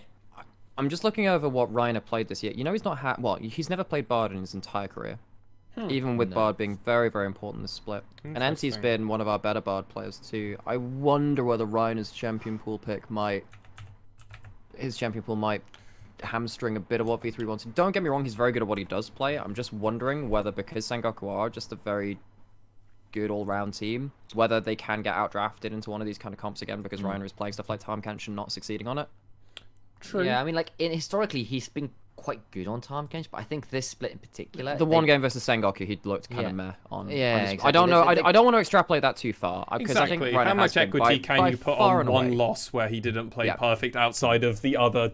How many games? 13 games he played? I'm just aware that it was the last game of their split versus the team they're playing in playoffs. I'm like, okay, so it's That's more our relevant. Point of reference. Okay, so it's more relevant than it would be against another team in another week. How relevant will that be? I'm not sure. Reiner's still a really fucking good player. It's just something to just put a pin in and say, okay, Reiner, let's see what he does this series. Is his champion pool going to be an issue this series? Particularly if things are... I mean, Thresh is contested between the two. Nautilus is being contested between the two of them as well. I mean, there's quite an overlap between him and NT, and stuff like Bard might end up being the difference maker for someone like NT. And it's interesting as well, because it's like Reiner is this guy that V3 kind of look to be this kind of engaged playmaker, like flash 4-man set face breakers, finding the death sentence into the great like massive 3-man plays and boxes. That kind of thing is what they've really relied on, and partly why they like Kalista as well, because they can like really amp up that power as well. Not that you can't make great plays on things like Morgana or Bard either. It's just not been his go-to as yet. I mean, like, he's got 7 games on Thresh, 3 games on Set, 2 on Nautilus, and then 1 on Tahm Kench and Yuumi apiece. Like, that's not a massive variety there. And, like, it's a heavy index into Thresh and Set particularly, like 7 and 3. So, obviously, he's a great player. We know he is. We know he's got a great eye for plays. I am interested to see whether he brings out something like Bard or Morgana, and if he does, how good is he at them? Because he has been so damn good at Thresh and Set. And like I say, I do think that V3 is still the best team in the LJL, just in terms of the way they play, vision control, knowing how to reset, knowing how to rotate. They're really good at that stuff. If you're a little bit concerned about Reiner, because I thought I saw this.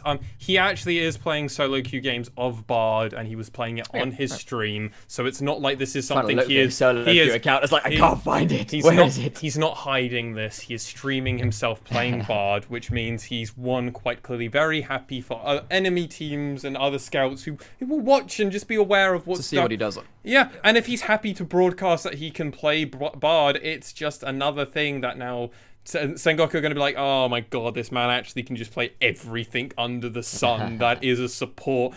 And we might see even crazy things like the Luxona. That is something that potentially you could see from the side of V3. Could well do. We might not. They might just play their standard thing. Reiner just starts landing 4-man face breakers like he was doing on set beforehand. Who cares? It doesn't matter. It's definitely going to be important to see what is the mid lane going to be. Because that is something we started to talk about with Pyrion. And Pyrion is obviously a damn good mid laner. Ace is a player that has come far more out of his shell this split. He has definitely performed far above, I believe, all of our expectations. Yeah. The thing is, performing above our expectations, while mine were higher than, I think, to say so speaking, than both of yours. Yeah, that's fair. Performing above my expectations is more meaning you're not bottom 4. You're now top 4 like I thought you were. So, I think that, I mean, like, Arya, when you've got mid laners like Arya, Dasher, Seros on a good day, Gaudiadu on a good day too, there's actually pretty good mid lane competition. So don't say that, just again to add context to that, that's not a bad thing saying, like, he's not bottom 4 and, like, breaks into that kind of group. Yeah. And now that he's potentially, well, he has to have now got some definitive that he is a good mid laner now. You don't just oops your way to 9-0, run the gauntlet, pick up a win versus everybody, go even further then before you pick up your first loss. He's definitely part of the team, but he's against Pyrion, who cracked him once. He figured it out. Now, that was with assistance from the rest of his team, but where do we think that matchup's going? Because that's a big part of contention, right? So in the same way in the Hawks versus CGA, I think Tussle and Dasher played very well into Arya as a mid-jungle 2v2. I think that Boogie in that first game of the Summer Split, Boogie just really punished Pyrion on a Trundle pick, and it's Trundle into Zoe is already kind of awkward because the pillar does so many things against you. Always against stuff like Orianna and Syndra too. I do think Ace in lane is meh. His CSD is kind of whatever, as far as I remember, against top tier lanes. It is anyway. kind of Yeah. However, he picks peers. a champion pool which doesn't rely on that, right? Galio doesn't care. He's never getting his Galio. And that's the thing. And that's the thing, right? He's so Ace has played what 5 games of Galio, 4 games of LeBlanc. This split in terms of people that can just kind of leave lane and just do different things. LeBlanc's kind of the halfway house, so I'll give him a bit of a free pass on that one. But I'm just wondering if the pick and ban kind of locks him into mid lane, how badly is that going to affect V3? Because they do love to play with Ace active on the map. Yeah. And I have also got to say that, actually, this is not like it is Boogie versus Unica, where, like, massive discrepancy. Blank is a former world champion. He is a really good jungler. His Nidalee was the highest KDA single jungle champion in the league. Like, it was like 35 or something at one point. Like, it was bloody insane. Like, Blank has had a very good split too. And that means that contest there could be pretty close. And the reason we are so focused on this mid 2v2 is that actually they've been pretty key to both of these squads in terms of how they play. Mainly because they get out of lane and turn up elsewhere and run things over from there, right? And in both games, one way or the other, they've kind of been decided sometimes by how that matchup has gone, particularly the first one with Boogie on the Trundle, really putting Pyrion in an awkward position, and Sengoku look lost when Pyrion is behind. So what's the narrative? Actually, you know what? I'm going to pull a page from when Nymaera was hosting. Gentlemen, spin me a narrative. Who is winning, and why are they winning, and what does that mean for them moving forward? Are they going to be decisive? Are they going to be the team that represent us at Worlds already? Have we already started to witness it? Or are we going to see a comeback king, or kings rather, and they fall down once, but they don't care. They'll be coming back, even though once is now sadly out of playoffs. Are they able to come back? A single tier, as is Ray Farkian proud, single tiers. And actually, the whole side of Burning Core, actually, they all played up and down pretty well. Anyway, what is going to happen? I'm gonna, this time though, go over to Initia1ise to take us through his thoughts, as I went to Nymaera first for CGA Detonation Focus Me. In a brutal back and forth slog that sees smoke across the whole of Japan, people wonder whether Godzilla has come out of the movies and has started a rampage in the middle of Tokyo, emerged from the bay. And no, it's not Godzilla, it is Galio in the hands of Ace that has turned up and won them the victory in the game 5. After a back and forth through the Blank and Boogie, dueling with the minds of truly stellar junglers. One game outpathing, one game getting outpathed, until finally it does turn down to just Appermen things. Being turned around just a little bit too far. And the top side turns around. It would have been it was a 4th game victory for Yutora Meashi on Jin. Very appropriate, but alas, just not enough in the tank. Oh. Okay, V3 take it, but it's at a 5-game slog, and everyone gets a little bit of a spotlight moment at some point throughout the series. I like it. Can you tell he's our DM? Can you tell, everybody? Can you tell he has a degree in English? Can you tell he is a storyteller? Through and through. I apologize, Nymaera. I should have had you go first. I didn't realize he was going to pull out the big guns in this. In a very different kind of story. Okay. I'm waiting. Many years from now, okay. There is an old cottage overlooking the green pastures of one of the many green spaces of this world. And on his rocking chair, surrounded by his grandchildren, Old Man Boogie is rocking away in his rocking chair, reminiscing about better days of League of Legends. Oh yes. And he's reminiscing. Grandfather Boogie, can you tell us that one about the LJL Summer 2020 playoffs again? He says, yes, I remember that one very fondly.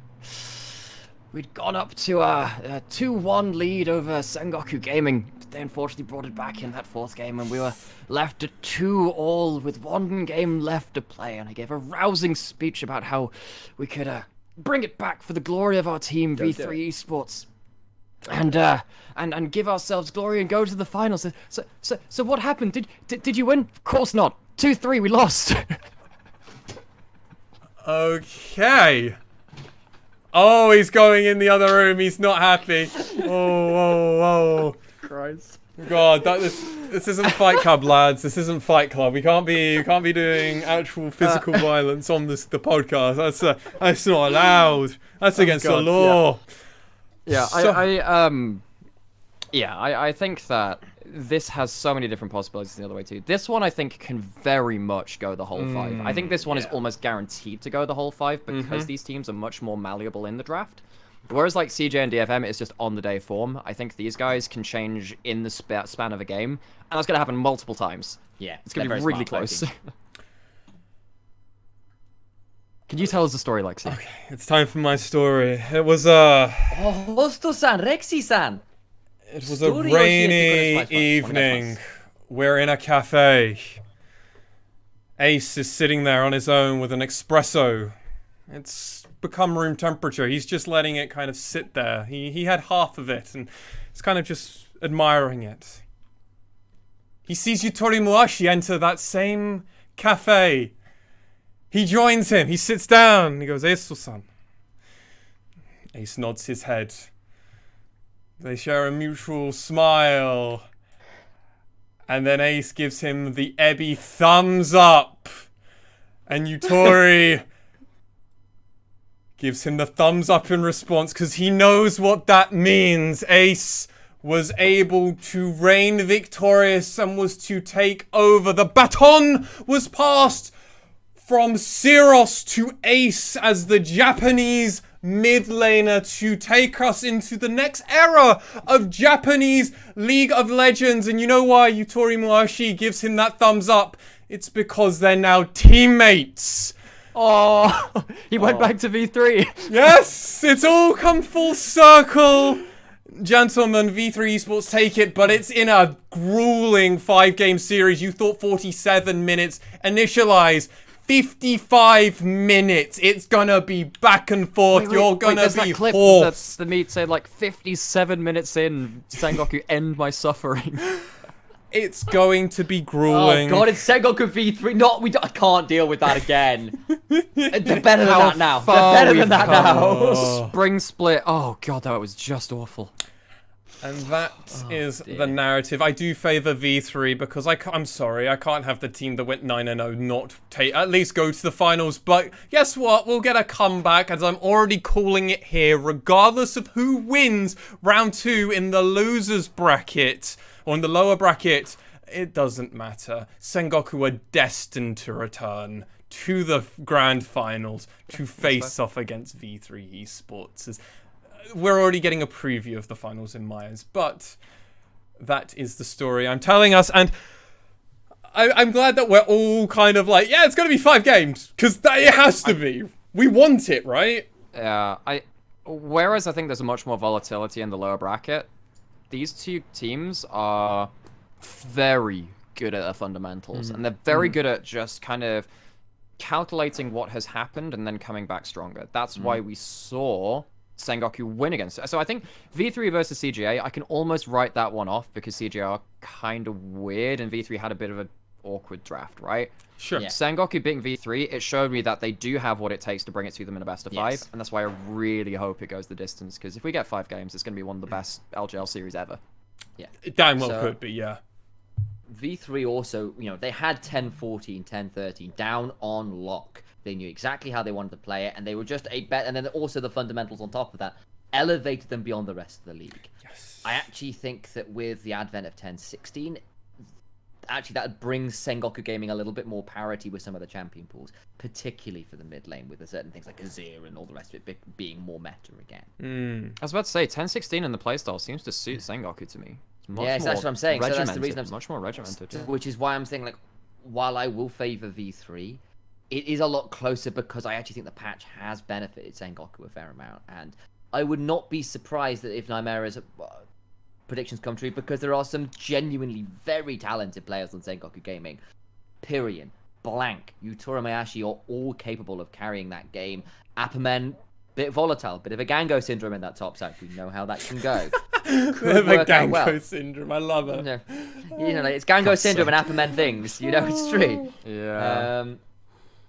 And like, it could go well there, but that said, V3 have got a lot of talent on the other side. Like, it's not like Boogie doesn't have champions he can carry with it. Like, the jungle pool is still wide open. It's just sort of things like, it sucks for Archer that Aphelios and Kalista are just not as high priority anymore. Yeah. They're like, he's still got Ezreal, he's still got Ashe, he's really good at those, but like, he hasn't really been touching Jhin and solo queue, so what else I can see. It's not really the same kind of lane pressure pick that he was used to.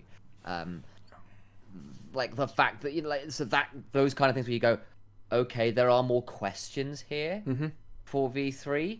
Sometimes part of the problem is, well, we haven't necessarily got all the answers because we haven't seen a lot of these players for that long a period of time. Reiner's still a relatively new player.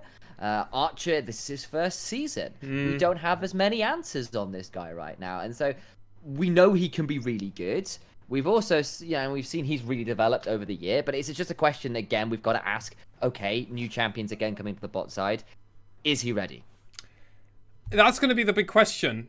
There are so many different variables. Appamen could just have a bad time against Paz, and then Paz gets to run over, and Boogie just goes, lol, free win lane through top lane. I'll play through top lane, we'll just win that. And Blank is just like, oh, what? It was meant to be through mid lane. What happened, Appamen? He's like, I just had a bad game. I'm sorry. Yutori Muashi and Archer and Enti could also just run through Archer and Reiner in one game, especially if Enti gets a weird pick and just like a Lux support. I could see Enti playing Lux support and then he's got the Bard already in there, right? Exactly, right? Which he has, like, he's actually very much impressed me on that. One thing which is a little bit worrying for me is the fact that Paz against Afferman in the last game, he played Camille into Aatrox, did not do well in that lane. I know that Aatrox is not a great pick. I think that Afferman is good on that pick though, and I think that he can get some really good laning advantages. And we saw that Paz and Camille's actually a pretty good matchup into Camille. So I do think that. All right, I'll say looking back, I went back and looked at that game as well.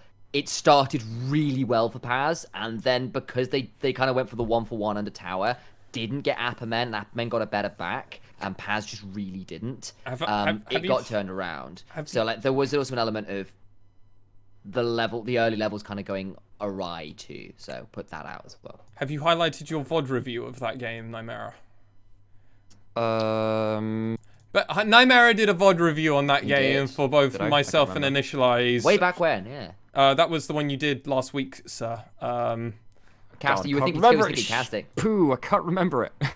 Regardless, it was you talked about because I said, "Oh, this is a disrespectful pick from Apperman picking the Aatrox." Yeah. You know, and then you're like, "It's a fine point," but he doesn't fucking explain himself. And I'm just like in my head, I'm like, "Yep, this is exactly what I thought would happen, and I knew it was gonna go like this, but I never explained it." I'm like, bugger. But basically, yeah. Oh, no, I do remember that now. I basically was like, this is a bad pick from Apperman, but I didn't actually explain myself, and it was partly because, as Nymaera just said, it's pretty favored for Camille. You're not meant to do that. They could just build, whatever. So, if I've got this correct, myself and Initial1ise have favored V3. Nymaera has favored I'm going with Sengoku, but we're all expecting, and I think hopeful, that we get the full distance, and it's a good game from both sides to at least pick up from the disappointing plays from round one, where it wasn't as clean as we could have seen from some of these lower bracket teams. I fully expect this to be higher quality League of Legends. I really hope it is. I do think it will go to 5 games, and what I'm hoping is whoever comes through the lower bracket will have hopefully like the whole level of the LJL will be elevated because they get to play against these teams in the later series. We will have to see how it turns out. There's a lot of options, gentlemen. Though we have our expectations going into round 2, which we will be bringing coverage live for those listening to us. We will be covering it all live, as it's actually a very kind timing for us. It's actually in the morning at 10 o'clock, so very reasonable. Much more pleasant, I know. We have earlier call times sometimes, so I mean, I'm very happy with this. I love it when that happens. And it's going to be like that for the rest of the series, thankfully, so less to worry about. Gentlemen, it's now time for us to go over to our question of the week. Question time is here. I miss MLXG, who is a player from the LPL, if I remember rightly. Yeah, he was the old RNG jungler. That's right. It's either MLX Jesus or MLXD. One of the two. He was the most coin flip player in the history of coin flip players. So he's the guy who has that copy pasted about him that goes, when MLXG is ahead, he engages, for he knows that for his team to win, they can push their advantage, so he must engage. When MLXG and his team are even, he looks for the engage to find the decisive advantage, so they may win the game. When MLXG and his team are behind, he knows there is nothing left to lose and must engage in order to even the game up, and so he looks for the engage. And he's just like, that's what he did. And like, there was like multiple times in like his Nocturne was, crack on. It's League of Legends version of crack, really. Yeah, beautiful stuff. Like he would just give up pathing to go for ganks. Like, who needs these camps? The whole side of the jungle just gone. But I'm gonna find this gank, and it's like everyone else is like, what the fuck? Why are you here? How did you get here? What about your jungle? He goes, lol, no, I'm getting the kill. Wait a second, that kind of sounds like Boogie at sometimes, because he just appears out of nowhere. But he just gets camps while he's doing it. Alex just didn't bother. Just gave up stuff. Went, screw it. I'm gonna stay in this bush for 3 minutes. Yeah. So what we're saying is, Boogie is good. All right, cool. Good to know. Good to know. No surprise he had a higher KDA than Showmaker for most of this split. Whatever. Just humble brags there. He's our boy. We get asked the question. Summer 2020 All-Pro team, the Japanese national team in 2018 was a pretty abysmal showing, and he wonders if we could come up potentially with the current available Japanese talent what would he come up with? Now, Nymaera did a little bit of digging for us so he could find us the 2018 roster, which was Nymaera. So the roster for the Asian Games was Evi and Apperman. Apperman being substituted in and out in top lane, and it was Astorore in jungle, Seros in mid lane, and Yutori as AD carry alongside Enti as support. Okay, so Yutori Enti, that's a superb bot lane. I'm very happy with that. The only the only player that isn't like familiar to what we've done is Astorore. This guy, I'm trying to remember when he retired. But let me have a look actually, because I need to go get that back up again. I wasn't all that impressed from what I remember seeing of him. He was on a team that went 0-10. Wasn't that Burning Core? Yeah. Was that? Yes, it was Burning Core in 2017 summer.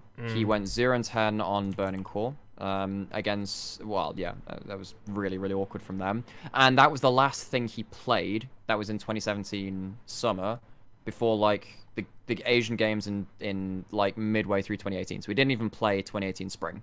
So he had kind of been out of it for a while, and the last time we saw him was not great. So. And important to note also, all of the people he played with on that team of Burning Core are no longer playing professionally. They have all since retired or moved into other roles, I believe, as like streamers or content creators, or I think there might be one or two coaches somewhere in there. But important to note, bit of a weird one that he got picked over, but as something we have started to discuss, the Japanese talent, that if you just look at the LJL talent, as that's the premier Japanese talent, you would assume scouting would be done. Now, substitutes are available for us, but again, we don't know much about the substitution talent and how good they are, as we haven't seen much of them outside of a few different picks. Like I'm thinking Yoshi for Crest Gaming Act, who we do know their level of play, or at least historically level of play, who is still now. Yeah, and obviously we saw the players which came in this split when we've seen Pink people had to come get in. back from Nagi and exactly. So we have got ideas in which, gentlemen, are we going to do a combined all-pro team, or do you want to do individual all-pro team? Do you want to do you want to talk it through? Sure. So do you want to go like... So my initial thought process is, okay, who are the strongest individual players in each role? Do we think they would work together? Japanese, if they can't be ready, they have to be residents. That's important. Exactly. So then, do these players work together? And if not, what do we then change to make a good team? Like the better team? So top laners, as you were saying earlier, in the LGL right now are all Japanese. So 2018 roster was Ebi or Apperman. I think it's between them and Nap. Ray Farki's there too. Ray Farki's. I think you go with Ebi, probably. I think he's just got more international experience. He's historically been pretty damn good. Plays a lot of champions. As much as I like Ray Farki, he doesn't really do much apart from carries. Apperman might be a shout, but you generally have to play around him. I could see a very solid argument for Nap. I wonder if you go for Nap in my eyes. Because I think Nap is going to take up less resources, and given the AD carries you have to play around, I'd rather play around bot side. I don't know what you think about that, Lexi. I don't know, because... I personally actually am leaning more to Paz, honestly. I think I'd like Ebi Paz. Like, if I can have a substitute like they had, I'd like Ebi Paz. Purely because Paz can kind of... Well, he was on the team that was doing best. He won against almost every top laner in this current split. He plays Ornn, but he can also play Aatrox. He can play Set. Gangplank. He can play Gangplank. He can play Mordekaiser. He can play Wukong. And he also showed us a pretty good Karma performance. He is definitely expanding his champion pool. Yeah. And he also can play Volibear. He can do most of what Ebi can do, but with less reliance on ganks from his jungler, who is normally caring more about his mid laner. It's why I'd lean more there, personally. Luckily, we have a really easy choice for jungle, at least, because there's only two like premier Japanese players in the jungle right now. At least people who are still in the scene who haven't retired or anything. Yep. We literally have Unica or Hachimetra, and Unica, we've had our own discussions about him. It kind of has to be Hachimetra for me, I think. It does. Yeah. Unless Tussel's applicable, it's got to be Hachimetra. Okay.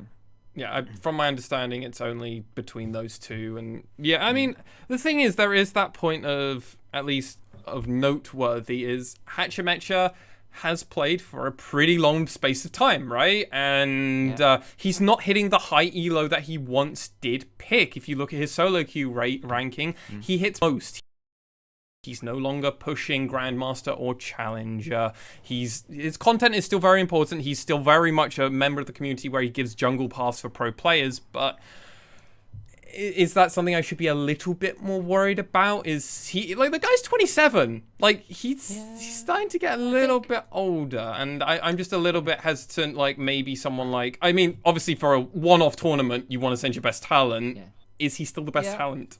I mean, I think he probably is, but I'll also say, like, particularly in solo queue, like, the man is a bit of a mad scientist in solo queue. Like, he's the guy who, like, runs weird things on fiddlesticks in the jungle and tries it out and, like, pushes it in solo queue. And some of those things don't work, which is not going to be the best way to climb. Like, if you want to hit Challenger, and stay there, unless you're just damn good. Listen. See Sven, right? Top of the, and admittedly, you know, AD carry, your pool tends to be slightly smaller than some other roles, but like, you pick 3 or 4 champions and you climb with those as hard as you can. If you're trying to say, I'm trying to play 10 different champions here with weird different builds, that's not necessarily your best way to climb. You know, like, especially if you're trying to limit test stuff as well. So like, I grant you, Master is not the heights of Grandmaster, which is normally where I'd expect pros to kind of be residing, especially if they are trying weird stuff. But it's not awful, and yes. But if you're going to compare it to like Unica who has been outpathed a lot. True. Yeah, given actually who I'd want to pick as mid laner, we'll move on to that bit. I prefer to have Hatchemetch just because he's better at being active on the map and not capitulating, so therefore you can come into team fights a little bit more readily. Not terrible. Right. Yeah, no, I don't disagree. It's just, I think it's an interesting, at least, conversation. I mean, this is also Unica coming into his first split and gets third, and he's definitely learning and improving. And compare him to his who he's kind of replacing, or at least filling in for, of Yoshi. He was playing far better than Yoshi, right? Would you rather have Yoshi or Hatchemetch? Yeah, especially consistently. Yeah, consistency matters. I mean, again, not to rag on Yoshi too much. He had a lot of issues in spring. I do think that his highs, like in some of the pathing he had in their wins versus V3 and Rascal Jester in the playoffs, was really good. And the tiebreaker, he had a really turnaround game. But then you do have to preface with the fact, like, yeah, this guy was like 2 to 3 levels behind consistently every game. So I think Unica has been an upgrade over that. And that's one of the reasons CGA's succeeded more this split. Okay. Yeah. So, still Hatchemetch for all of us, at least. Even though I was kind of going, at least Unica. But sorry, I cut us off before we did top lane. Do you want to, like, oh, I thought we just had our individual picks for that one. I went Paz, Sam went Ebby, and you went Nap, I thought. Or was I wrong by that? Maybe we could, let's go revisit that in case, like, the rest of the team changes stuff. Sure, yeah, we can do that. We can do that, we can do that. Mid laners, we have Gariaru, Yu-Gi-Oh, Siros, Ace, and Pink. Now, no offense to Pink, but he's not there. And Yu-Gi-Oh, while he is having a better performance, he's still a brand new talent. So I'm not willing to give it to Yu-Gi-Oh yet. So that takes us down to 3 remaining mid laners. Siros, Gariaru, and Ace, gentlemen. Yeah. So for me, actually, this is where I would use my substitute. I would have Gariaru as your main and bring Seros along, A, as experience, and B, because he brings such a different champion pool compared to a lot of the other players you could get a substitute with. So you get someone who is, you know, a good mechanical Japanese talent, can play by himself, has been for large parts of this split, but you also have someone behind him who is experienced, has done this all before, and just brings different stuff. And that can be a really big thing for a substitute, where you're just bringing in a whole different champion pool. Sure. I don't mind that logic. I'd go with Gariaru as my primary either way. I'm not sure I'd use my substitute here. I think maybe I'd go for more top lane. Another argument. In the same logic which Lexi was using, actually, because I think Ebby is, if you're going to play towards a top lane, maybe you want to go with Ebby. But then it's just what kind of more self-sufficient top laner do you want in terms of your substitute there. I definitely go with Gariaru in mid, though. The guy's got a very large champion pool. He plays more Azir than someone like Seros, even though he's good at that pick. He plays as Assassins too. He actually plays Zoe and LeBlanc, really big thing. He's been decently laning against people like Arya, Seros, Pyrion too. He's got a whole load of different... Remember, he was pulling out like Lysandra out of nowhere too. It's not like he doesn't have his own random picks he can bring out. I just feel like he's a little bit more consistent than Seros in terms of what's happening in the meta.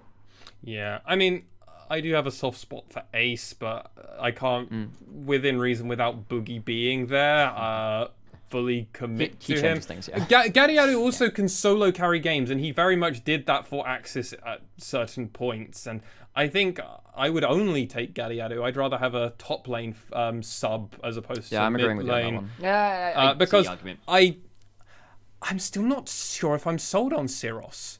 After all of the conversations we've had across this 2 hours, I don't know if I'm still sold on Syros. And maybe that's just my hesitation. That might just be my hesitation. If Detonation focus me, get the W, and he looks strong again, then I'm willing to be like, okay, we're getting playoff Syros, and internationally that can be very scary. We've also seen the opposite side of Syros internationally. So but I do see the reason why Syros could also just be a slam dunk pick, and he just hard carries and wins games. Very logical. So I think round one, Syros played fine, but is it enough for me to have like full confidence to pick him over someone like Gadiadu, who I do actually think is very, very good? Not quite yet. Not quite yet. Maybe we change our answers after playoffs, but right now for me it's Gadiadu. I just remember I think I was watching LEC, and I think they were playing recaps of like previous Worlds moments, and the Syros on the Karma, the bot lane dive where he actually doesn't die and gets a double kill from a dive, and it's just like, Syros, you monster, and then you just see, and then they just cut to Syros, and he's just like, yeah, I'm fucking great, guys. Feels good, man. Okay. Now, though, gentlemen, it comes down to our AD carries, and this might be a very interesting one. Yeah. We have Unyan, we have Day One, we have Yuhi, we have Yutapon, we have Yutori Muashi. Who are we picking, gentlemen? It's between Yutapon and Yutori. If that's fair, I just wanted to at least list everybody off. Also, Unyan is a top laner we kind of completely all glossed over, but I still think I'd stick with my initial pick. Yeah. Okay. I would go with Yutapon personally. Of course you would. Of course you would. I think generally speaking, he's had the highest this season. Yeah. This is this split, yeah, and also I'm just aware that in the finals in spring, Yutapon did outclass Yutori pretty hard, and then I'm wondering, okay, internationally, is that going to be what we see from Yutori? Is that what we're going to see from Yutapon? I think this is where you need to decide the flavor of the team, who you're going to play towards, because if you play towards Yutori, I think maybe he's better than Yutapon. But even Yutapon, Yutapon's Ezreal has been... His Ezreal and Senna have been sick nasty, but then Yutori Jin's been really good. So in the current meta, maybe you have some different questions about it. Both the historic Caitlyn I think players. this is where you make a very key decision about what you want out of your bot lane and your top lane, who you're playing towards. For me, it's just a dunk for Yutori with the way I'm building my team at the moment. He's a second carry. He can be Gadiadu for me, or Yutori can be my main carries. That's kind of how I've set up with Hachimecha in the jungle, can play a utility role, and then Paz can play that topside carry sometimes, but also can just play Ornn 5 games in a row and just becomes the stat stick for everybody else. I have to go it, and it's also partly who I'm already picking as my support player. I'm sorry. I'm already... We know who's going to be support. We know who's going to be support. Well, I think. you know it. Well, I mean, I assume so, but if you're going Yutori, it makes it far easier to you can divulge. There's two support players really, and Yutori or Yutapon kind of depend the way that you kind of want to go with it. It's a big deal. I've gone Yutori. Initia1ise has gone Yutapon. Nymaera, who are you going for? Sam, sell me on Yutapon. Okay. So I've gone with Yutapon. So I think, largely speaking, he's had a larger effective champion pool than Yutori this year. I think he's shown he plays multiple different styles. You can flex Syndra bot, which is always nice with him. He's played aggressive. He's played passive. He's normally a very smart team fighter. And the other thing for me is, even when the team has been struggling, he's looked good. Yutori, when Sengoku were looking a little bit shaky towards certain points of the split, was not looking all that fantastic from behind. With the exception of the turnaround way back in spring, when they got that ridiculous win over V3, he played that game super well. But that was also when Aphelios was at the height of his powers. So I think on current form, actually, I think I'd have to go with Yutapon. I think that Utapon split has been really good this summer. I will put it straight out though. Yutori and Enti you could take as a pair, and that is huge as well. So that synergy there is a very valuable thing you could come towards. I could see that too. Yeah, he's not going to have Gang, and Gang has been his main support since 2019. Spring split, so this is 2 years he's played with only one main support. Before he played with Vivid for 2 more years, so he's only actually played with 2 other support players. I'm just aware of like how Yutori has had some really low lows. This was apparently this was when it was Zerost in the bot lane. I'm guessing Utapon was a top laner at that point. Yeah, so it makes it a bit weird. And then it was Kazu when he was a AD carry. Oh yes. Back in 2015 season. Yeah. Oh, it's a circle of life. Top laner 2013 to 2014. Then he was a bot laner. Then he was a top laner again. It's probably why they came second a few times against Rampage. Weird. Yeah, I think I would go with Utapon based on current form, and also the X factor of actually being able to play major spots in which Yutori's not really done. Sure. I think Utapon is a really good primary carry. He has had some off games, but normally that's like. Yeah. Okay. I think I wouldn't kick no.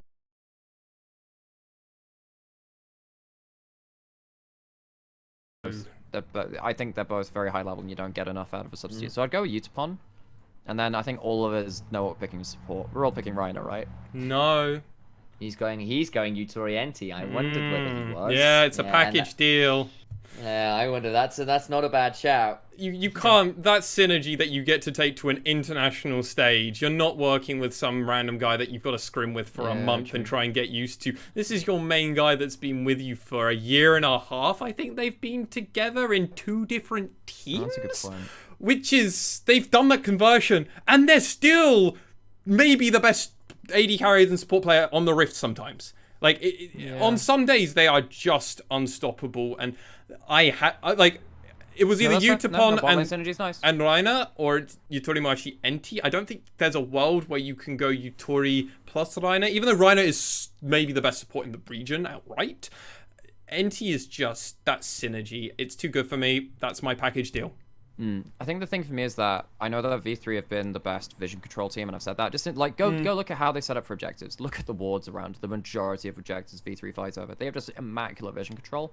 Some of that will be from the rest of the team, but a lot of it does come from support. I think Reiner setting up a team which is setting up to be quite good in the front-to-back kind of team fight with Hatchemetcha and Utapon for Samurai, and actually regardless of which top laner it is, any of them really, I think having someone like Reiner for the extra vision control, maybe that's another X factor which swings it away from Yutori, even though that's a really good duo. Yeah. So, as a kind of refresher, I think my main roster would be Ebi, Hatchemetcha, Galliardo, Utapon, and Reiner with Seros as a substitute. Trying to squeeze out as much of the DFM comp that you can with only adding a few additions. And which makes sense. Synergy. Yeah. Yep. Yeah, and it's also like who's actually Japanese and really good is the other question. Because a lot of the players I love to ask, like, where's Boogie, where's Arya? Like, well, they're not Japanese. I just think that the thing is that Hatchemetcha and Galliardo can then roam to bot or top depending on which lane you want to play through. Yeah, I think a very reasonable lineup is you just go Ebi, Siros, Utapon, you just throw Hatchemetcha in there, add Reiner like you have, and there you go, that's your comp. You just go, well, I got 3 of the 5 members of DFM, I got probably the best support player, and the only good, only super good and proven jungler in the LJL. I don't want to flame Unica too hard, but Hatchemetcha is proven to be good. Yeah, Unica's just too new. It's 1 split for him. Yeah, so it's not a flame onto him. I think I would go with Ebi, just because I know that how important laning phase is, and actually his team fighting is pretty good. I think I'd go Ebi primary, and then who's my secondary in top lane? Because I'd go for substitute in top lane. Yeah. Rayfaki, Paz, Nap. I think Natsume. Adunik. Not Natsume and Adunik. Kokok's pretty good, actually, and he has a weird champion pool. Actually, that's not even that No, it's not. It's not troll. And also, if you got Hatchemetcha in the jungle, that's synergy between top jungle. Oh, I just know they got hammered by DFM last time they played them. Though in that top jungle. I'm like, oh, okay, maybe not. Yeah. I would go Ebby first, and then I'd go. Let's go Rayfarky secondary. Actually, let's go Rayfarky secondary, just because the slightly more. I like the way you're going with this. I want Paz Rayfarky. Rayfarky. Fair. And that's fine. It's fine. They're both. All of these guys are really good team fighters. And then we've got Hachimecha, Gariaru, and then for me it's Yutapon, Reiner. Well, that's the same for a Sam, and I've just happened to go for the Sengoku duo. Which makes sense. Totally makes I sense. think there's At least only talent plus the inbuilt synergy. So good. Yeah, and I think it's that's arguably the only two correct ways that you can take the bot lane. I think you have to There'd have to be some mad science going on to convince me otherwise. Yeah, like you pick Pooh and Yuhi because things in solo queue, and you're just like, because you want to lose. Maybe because you've decided your bot lane is going to be a bait, and you're just going to teleport in behind him. Nah, you need, over and over and over. Yeah. Uinyanks, you don't want to play bot lane. You're just going to play Kennen in the bot lane. The awesome dudes, yeah. Yeah. Oh yeah. You put Uinyan in the bot lane. You put him on Kennen, or Twisted Fate AD carry, and you're just like, all right. You take Seros and he plays Syndra and Heimerdinger every game. I mean, you could put Heimerdinger, Syndra, and Ziggs in the bot lane. Yeah, I was just thinking, can we make Cirrus be our bot laner? But then it's like, do you really want to put force Cirrus in the bot lane where you could just have flex Utapon top because he's an ex-top laner. There you go. It's what, over Ebby? Over Paz? Over Nap? Ebby goes mid, picks up Hecarim. You have Hecarim for no apparent reason. No, you can go set mid. Full tank set mid. He's the best set in the league. Why not? Bring him mid. And with that, ladies and gentlemen, that will be the end of episode 28 of the LJL Officially Unofficial podcast. We've covered a lot of topics and a lot of information. Our thoughts regarding the CGA Crest Gaming Act versus the Fukuoka SoftBank Hawks gaming matchup went 3-1 in Crest Gaming Act's favor. We then also covered Detonation Focus Me facing off against Burning Core in their best of 5 nail biter series that went the full 5 games. We then also gave our expectations seeing towards Crest Gaming Act facing off against Destination Focus Me and the pain of trying to predict that it put us all through. And then that same pain translated into excitement for us all to see V3 Esports facing off against Sengoku Gaming, and then we happen to do our all-pro Japanese team for this current moment in time. Gentlemen, the floor is yours for any closing thoughts as I've done our roundup. I hope you've all cleaned your schedules up for roughly 10 AM on Saturday and similar on Sunday until about 4 PM on the same day, because you need to be glued to your computer screen or Twitch stream, wherever you may find it, because you want to be there for the LJL Officially Unofficial Cast of Round 2 the Players. Yeah, I think round 2 has got a lot of drama going into it. It's very hard to predict, and when it's hard to predict, it makes it good for watching because it's not just a done deal. And I hope that you, if you do tune in, you do enjoy it. So yeah, come see us. Well, come see us. Come see at Initia1ise, at Nymaera, and at myself at MaskedSwan. Thank you all so much for watching and or listening. You can find all of our social medias, our Discord channel, and all of those other social media links in the description or the show notes. But thank you so much for watching, and we'll see you all very, very soon. Goodbye. Let's fuck it. Damn it, I did it wrong.